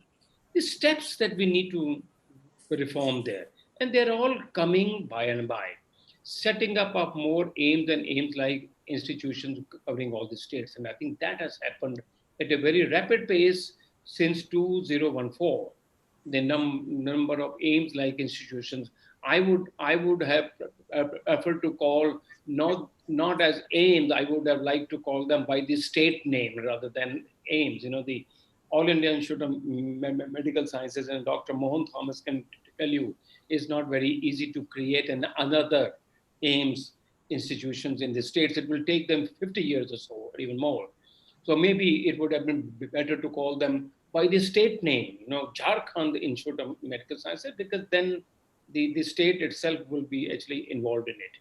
But what the need, the change that has taken place is in terms of NEET and NEXT, these two kind of examinations. This has shown greater transparency in the admission, because the admission used to be very dicey. That the NEET and NEXT have really changed the whole scene. What we need to introduce is economic condition as the main criteria for UG medical admission. This is not happening so far. It's something that we have been talking about it, but we still have those reservations for this class or that class or that class. I think the economic criteria should come, and I'm very hopeful that if not now, in the next 5 to 10 years it will come. But there should be no caste or no economic-based reservation for the PG admission. I'm only talking for the MBBS. But once you have become an MBBS doctor, then I think there should be no reservation based on the caste or on the economy, because you are now a basic doctor there. What we also need, these steps to reform, introduce competency and skill-based medical education curriculum. This is something that we need to really improve, and we have not done as well as we should do. Introduce digital platforms and technology. I think Corona has taught us at least one thing, that the digital revolution over there. We're now going through a stage. I'm talking to you sitting in Delhi, and somebody is in Doha and somebody is in other part of the country. And we are taking part in such kind of webinars and day in and day out. I think digital platform, and I see that's a very important part of the NEP as well. What is more important now is also, and particularly in medical education, introduce artificial intelligence. This has to be introduced in the routine diagnostics as well. And this is slowly, it has entered now into the field. And I'm sure in the next 2 or 3 years, you will see more and more important role of AI into our medical education and practice of that. Similarly, as I said, introduce information technology, IT, and the telemedicine. We have seen many times there are certain parts of the country which are inaccessible during certain seasons of the country, maybe because of too much of rain or too much of snow and all that, or those people who are living in the hills are unable to come to plains or to good hospitals and all that. And I think there, the IT and the telemedicine will be a great help. And we also hear in terms of jails, the telemedicine services are really becoming a boon to the jails, where the convicts had to be otherwise brought all the way from the jail into the hospital, and it creates difficulties over there. What is also very necessary is to introduce pandemic management as a part of the MBBS course. The corona pandemic has taught us this, and I'm glad that immediately the medical education system here has introduced this now, introduced as a vertical course throughout the MBBS curriculum there. I think pandemic like corona has come once, but there's no guarantee that it will not come back again, or some other form of virus will come. And therefore, we need to have greater emphasis on community health and the problem-based learning. Problem-based learning was something that has been introduced in various countries outside of India, and mainly, of course, in Canada there. But this is also now going to be part of this system here in India. And the last line is very important, and I think there's a need for putting emphasis on developing research inquiry skills and the laboratory standards. This is something that we lack. We are not training academician doctors. Of course, India needs more of doctors to go to the rural side. But India is now a developed country here. We need more and more people who are getting trained into the research inquiry skills. Then only we would have a next generation competing for the Nobel as well. So therefore, looking into all of this, the MCI has been transformed, as you know, into the NMC, the National Medical Commission. And the act was passed in the parliament of both houses on August 8th, 2019, and was signed up also. And now it will become an act, actually. This is, to our mind, the biggest reform in the medical education, and a pro-poor legislation with the objective of making quality medical care accessible to all. This is really very remarkable. It addresses health service needs and maintenance of quality medical education. And why the NMC Act? Why did we find that the MCI has failed and we need an NMC? And there was a debate for several years. And I think there are lots of issues, and I would urge people to look on the website, but I've only picked up only 4 or 5 because there was generalized dissatisfaction with the regulator like the MCI, the Medical Council of India, because people felt it's like more of an Inspector Raj, and they were also doing unethical practices over there. Then there was a need, therefore, to move on into a new act. And the urban-rural divide, as I talked about, the urban-rural divide in healthcare, the MCI was not able to address that.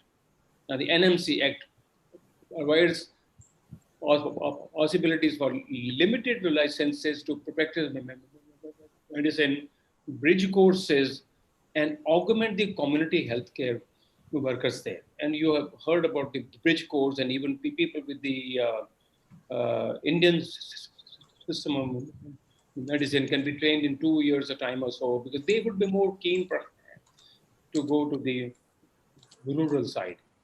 The third thing, which was very important, is the equity in accessing medical education. The medical education was becoming more accessible only to the people who could afford it, because the fee limitation in private sector was a very important factor. Now, the NMC Act has really made sure, and through the NEET and the next limitation of the fee, the private institutions cannot charge beyond a particular fee that has been set by the government.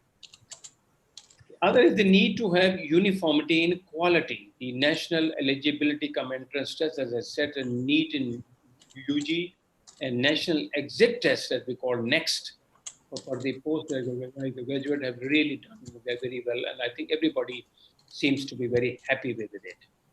The other very important part of the NMC Act is the audit by a third party, because MCI used to be really blamed for being an Inspector Raj over there. Now it says a medical assessment and rating board has been made, and they can hire other third-party individuals to do the audit.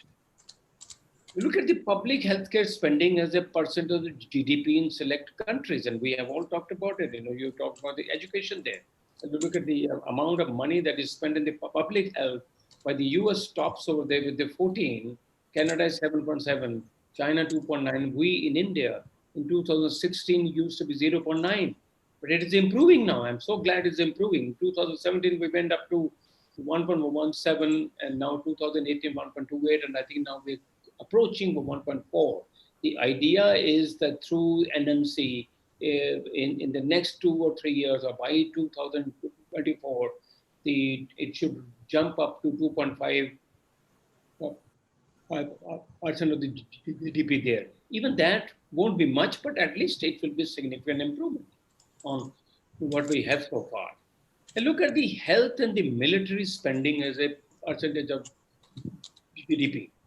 This is where India has really suffered a lot. Look at the European nations. They spend more on health and less on the army or the defense services. Similar to of Australia, Brazil, China, Indonesia. The blue bar is highest in India. We are surrounded by maybe hostile neighbors, and you really have to spend more money on your defense services over there. I hope that kind of a trend can be reversed in times to come. And my last slide is the future of health in India. I think I'm a very optimistic guy. And I do see that there are 3 or 4 things which have happened in the last 4 or 5 years are really going to change the medical education and the health system in India. The number one on this is the Ayushman Bharat Pradhan Mantri Jan Arogya Yojana over there. This has really changed. This has really brought a lot of change. 1.2 crore cashless secondary and tertiary care provided through indigenously developed IT. This is remarkable in the last only 3 or 4 years. I think this is going to grow even more. Then we have made, in this year itself, the National Digital Health Mission has been made. I think this is going to be a game-changing policy initiative of the 21st century of the Government of India, enhancing effectivity in health service delivery and help. And this will help realize the PM's vision of health for all. The main features of NDHM, and I think the NDHM is a big document that you can all look into the website, but the main features of NDHM are inclusivity, accessibility, affordability, education, empowerment, wellness, portability, privacy, and security. I think these are the kind of things that's going to change, and that is why it's called as the game-changing policy initiative of the 21st century India. And the last but not the least is to create an integrated digital health infrastructure. I think what we need is a digi-doctor now. And Corona has shown us how many people and how many doctors are going to see the patient right in front, person to person over there. And today in pandemic time, 9 out of 10 patients are being seen by the digi-doctor. So we need to have health IDs, digi-doctor, health facilities, the registry is going to be made. Personal health records of all the individuals will be part of that registry over there. We will have telemedicine going in big guns, actually. This is going to grow even more. And we will have also e-pharmacy. And the pharmacy will be right at your door. You don't have to go from one shop to the other. The drugs will be delivered at your door. So I think with these 3 or 4 things, and also the NMC Act coming into force, we are seeing, we do see that there is going to be a tremendous change in the years to come, and that will all be good for future of health in India. Thank you very much. I again want to thank you all for giving me this opportunity to talk to you. Thanks a lot.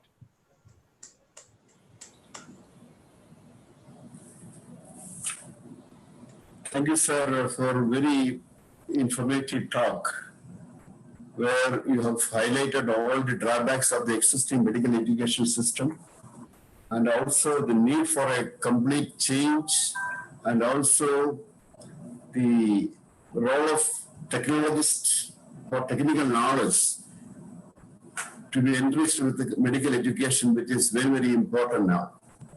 Particularly, you touched about artificial intelligence wherever, repetitive diagnosis there, you can depend on this kind of technology.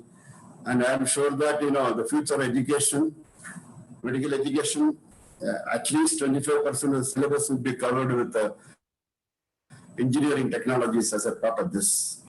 Thank you, sir, for a fantastic presentation. And I'm sure that a lot of people are interested to ask many questions. So I will open the forum for a few questions. And request the participants, those who would like to ask questions, please raise your hands so that we will know that who is asking this question.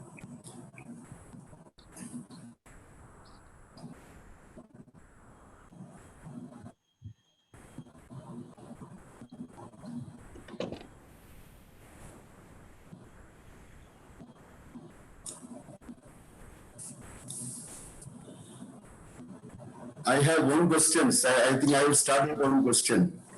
Sir, you have been talking about all the things, but one thing which I notice is that the social commitment by the new generation doctors, how far it can be, that is very, very important issue, particularly those who come from private institutes. How far we can minimize this issue?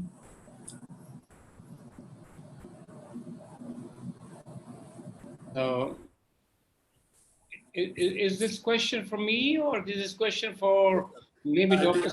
Ramos? Sir.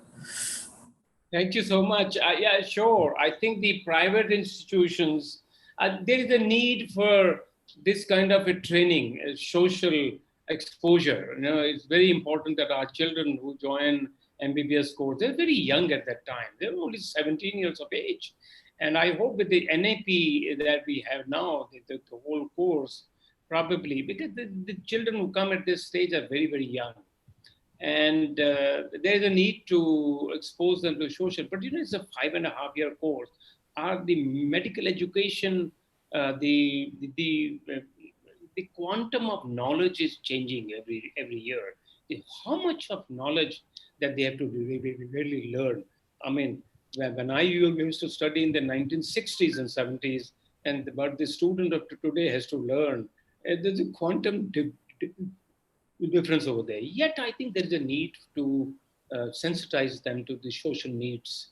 And this is something that probably is not as much touched upon in the private institutions. I'm not saying that in general, not all. Some of the private institutions are very, very good. And I've been myself to Manipal many times. I have been a visitor over there and go over there, have been going there every year. They're a remarkable institution. So similarly, many more. But I think this needs to be a part of the total education right from day one. Okay, sir. Thank you. Thank you very much. My next question is to Abu Thomas. How we can make our education institution more research oriented than now the industry wants something, they do it by their own. But we have a lot of faculties and a lot of facilities available in our colleges. How can we improve the research bring the research towards the colleges rather than the industry? The best way is what I suggest is, so we need to have lots of industrial cooperation. If you do something interesting in the bench scale, the laboratory scale, if something is very, scalable, then, every institute should have some sort of pilot plant facility, incubation facility. You incubate it. So I told my PhD students, if you find something interesting, immediately you should go for a patent. And then you scale up it, in the incubation center. Then you talk to a company and go for a production process. So this is very effective. If you look at my own group, we work with many companies now. We get companies' participation. And many research projects. If there is a partner as a company, then this could be transformed into industrial products. And if you look at some of the new DST program or DBT program, they always say you submit a proposal along with the company. Then it will be very interesting. And I mean, academic faculty members, they should be given sabbatical and they should spend some time in the industry. And industrial personnel should be, researchers should be invited to the universities and faculties. Then, this could be accelerated. There are a lot of funding in this country. If faculty members are quite active, I could bring something like 30 crores of funding to Mahatma Gandhi University writing proposals. If you look at the, rejection rate in the country is only, rejection rate will be 40%. But if you look at rejection rate in Europe is 80%, 85%. European Union project, massive project, rejection rate is very high, 90%. So this country has a lot of money in research, but we need to submit good proposals. There's also a lot of industry want to cooperate with us. We are also working with industry. We make a lot of industry university interface meeting in the campus. So this has to be really increased remarkably. Thank you, sir. The other question is towards getting Chancellor. How far, because now we need a new technology to come in, and degree courses, life of the degree course is getting limited to only the duration of the program. So how can we induct the industry people to be teachers, or how we can ensure the collaboration between industry to institute, so that we can have a lot of involvement of the industry experienced people's availability in the campus. One immediately implementable form of that is the industry minor that I spoke about, and we also have an idea to move the presence of industry in the campuses through a scheme called Work as You Study. It will be like if an industry is interested in getting talent from the campuses, the university can have a mechanism wherein this will be at least virtual presence of the company can be made in the campus, and then people can work on the projects that they give. They can have internships. That is something which we are thinking about. Only if we have such frameworks, this will be materialized. Otherwise, we talk about this and then it will never happen. If at least some projects can be initiated, which will be defined by the industry, and industrial mentors work with the students to implement such projects, it will be interesting.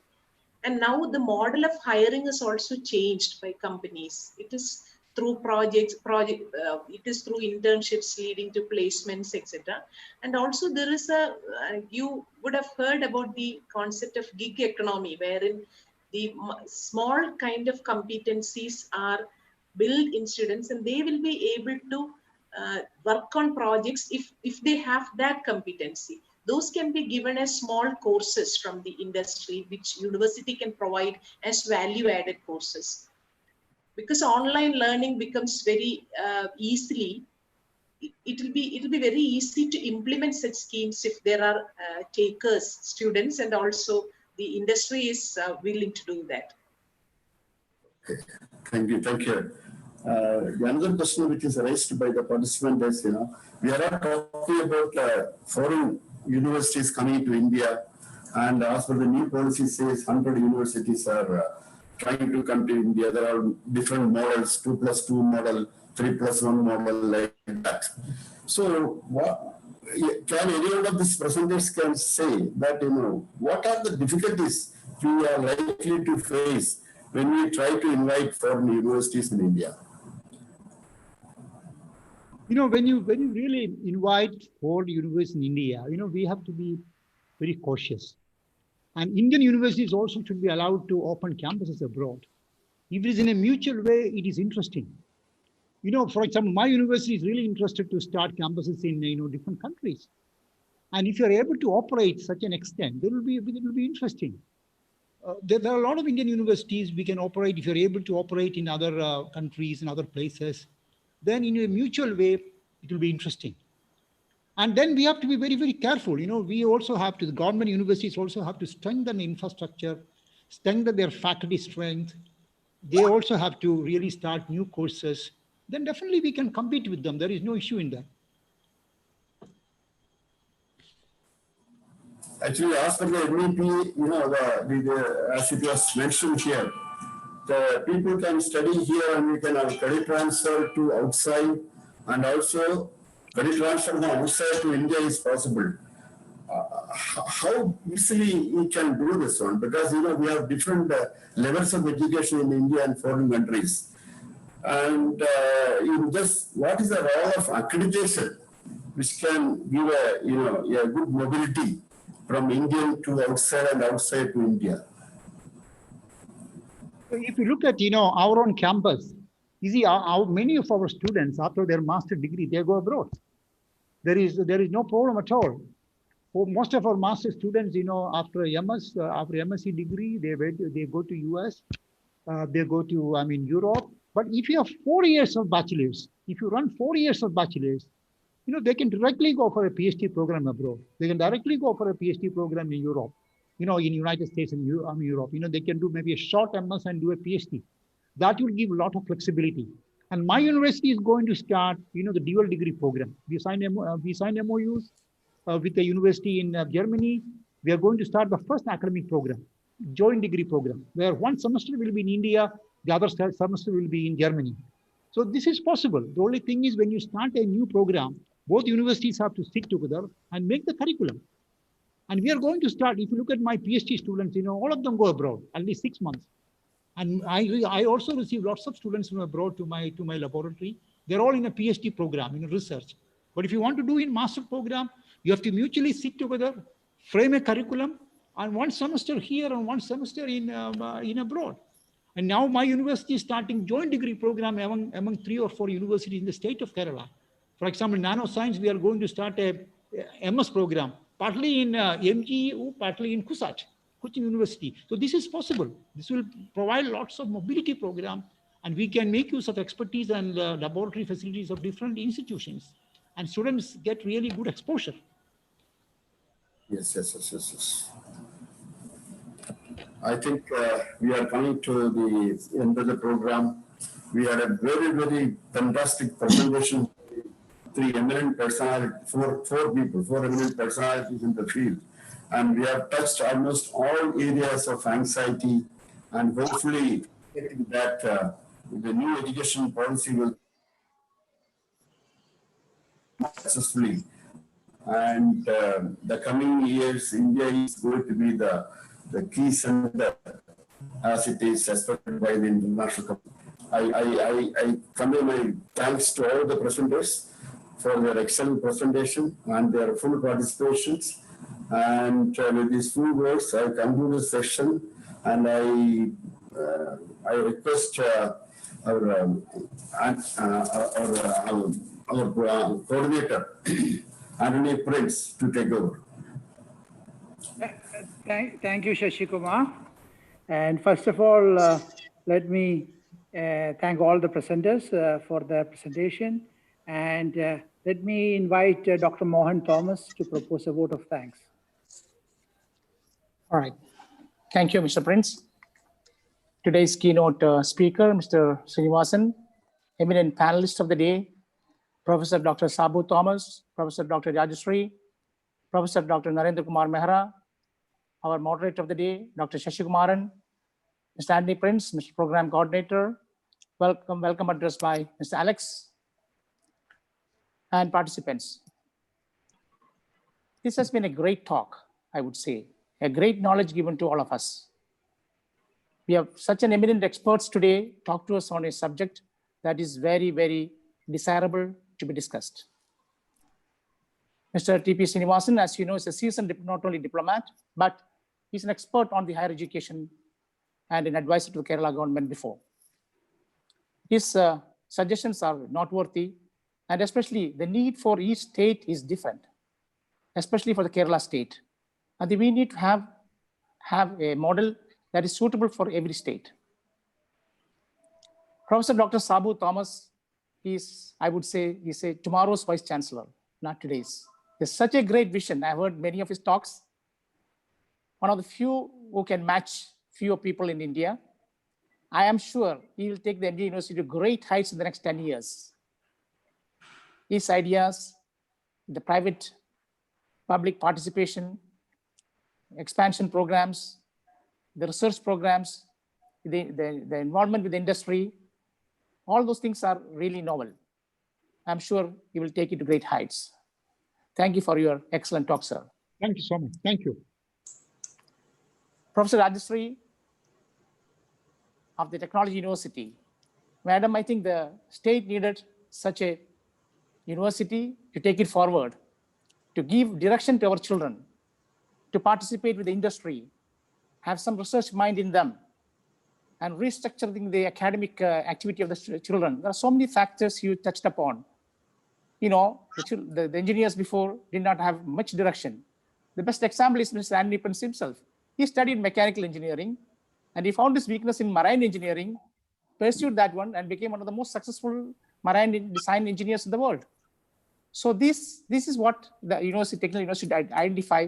And madam, you touched upon all those areas, and the university is safe in your hands. Narendra Kumar Mehra, I'm sorry to you, I'm not calling you a doctor. He is my buddy in all this medical science. We lived in next door rooms 94 and 95, remember? And I knew this gentleman is destined to become something in all this medical science one day. His love for academic research, I remember that. He used to talk to us about HLA tissue typing and all those things those days, and he advanced in that area, and he's become an internationally renowned person in his field. His idea of the future education, advising the government now, I'm sure the medical education of India tomorrow will be different. The application of artificial intelligence, nano medicines, telemedicines, and all those things are important. We need to think about bringing in a lot of simulation centers in India where these doctors can be trained into a lot of procedures without even touching a patient. So his talk was very informative and very supportive. Thank you, Dr. Narendra Mehra. I take this opportunity to thank Mr. Anthony Prince, Mr. Alex Koshi, and all the members of the board of Pravasi Conclave Trust. I also take this opportunity to thank the directors and the chairman of the Birla Public School, the IT team, and all the participants who are here today. Thank you one and all. Thank you, Dr. Mohan Thomas. Thank you so much. Incidentally, Dr. Mohan Thomas is my younger brother, Mohan. Okay, as those of you don't know.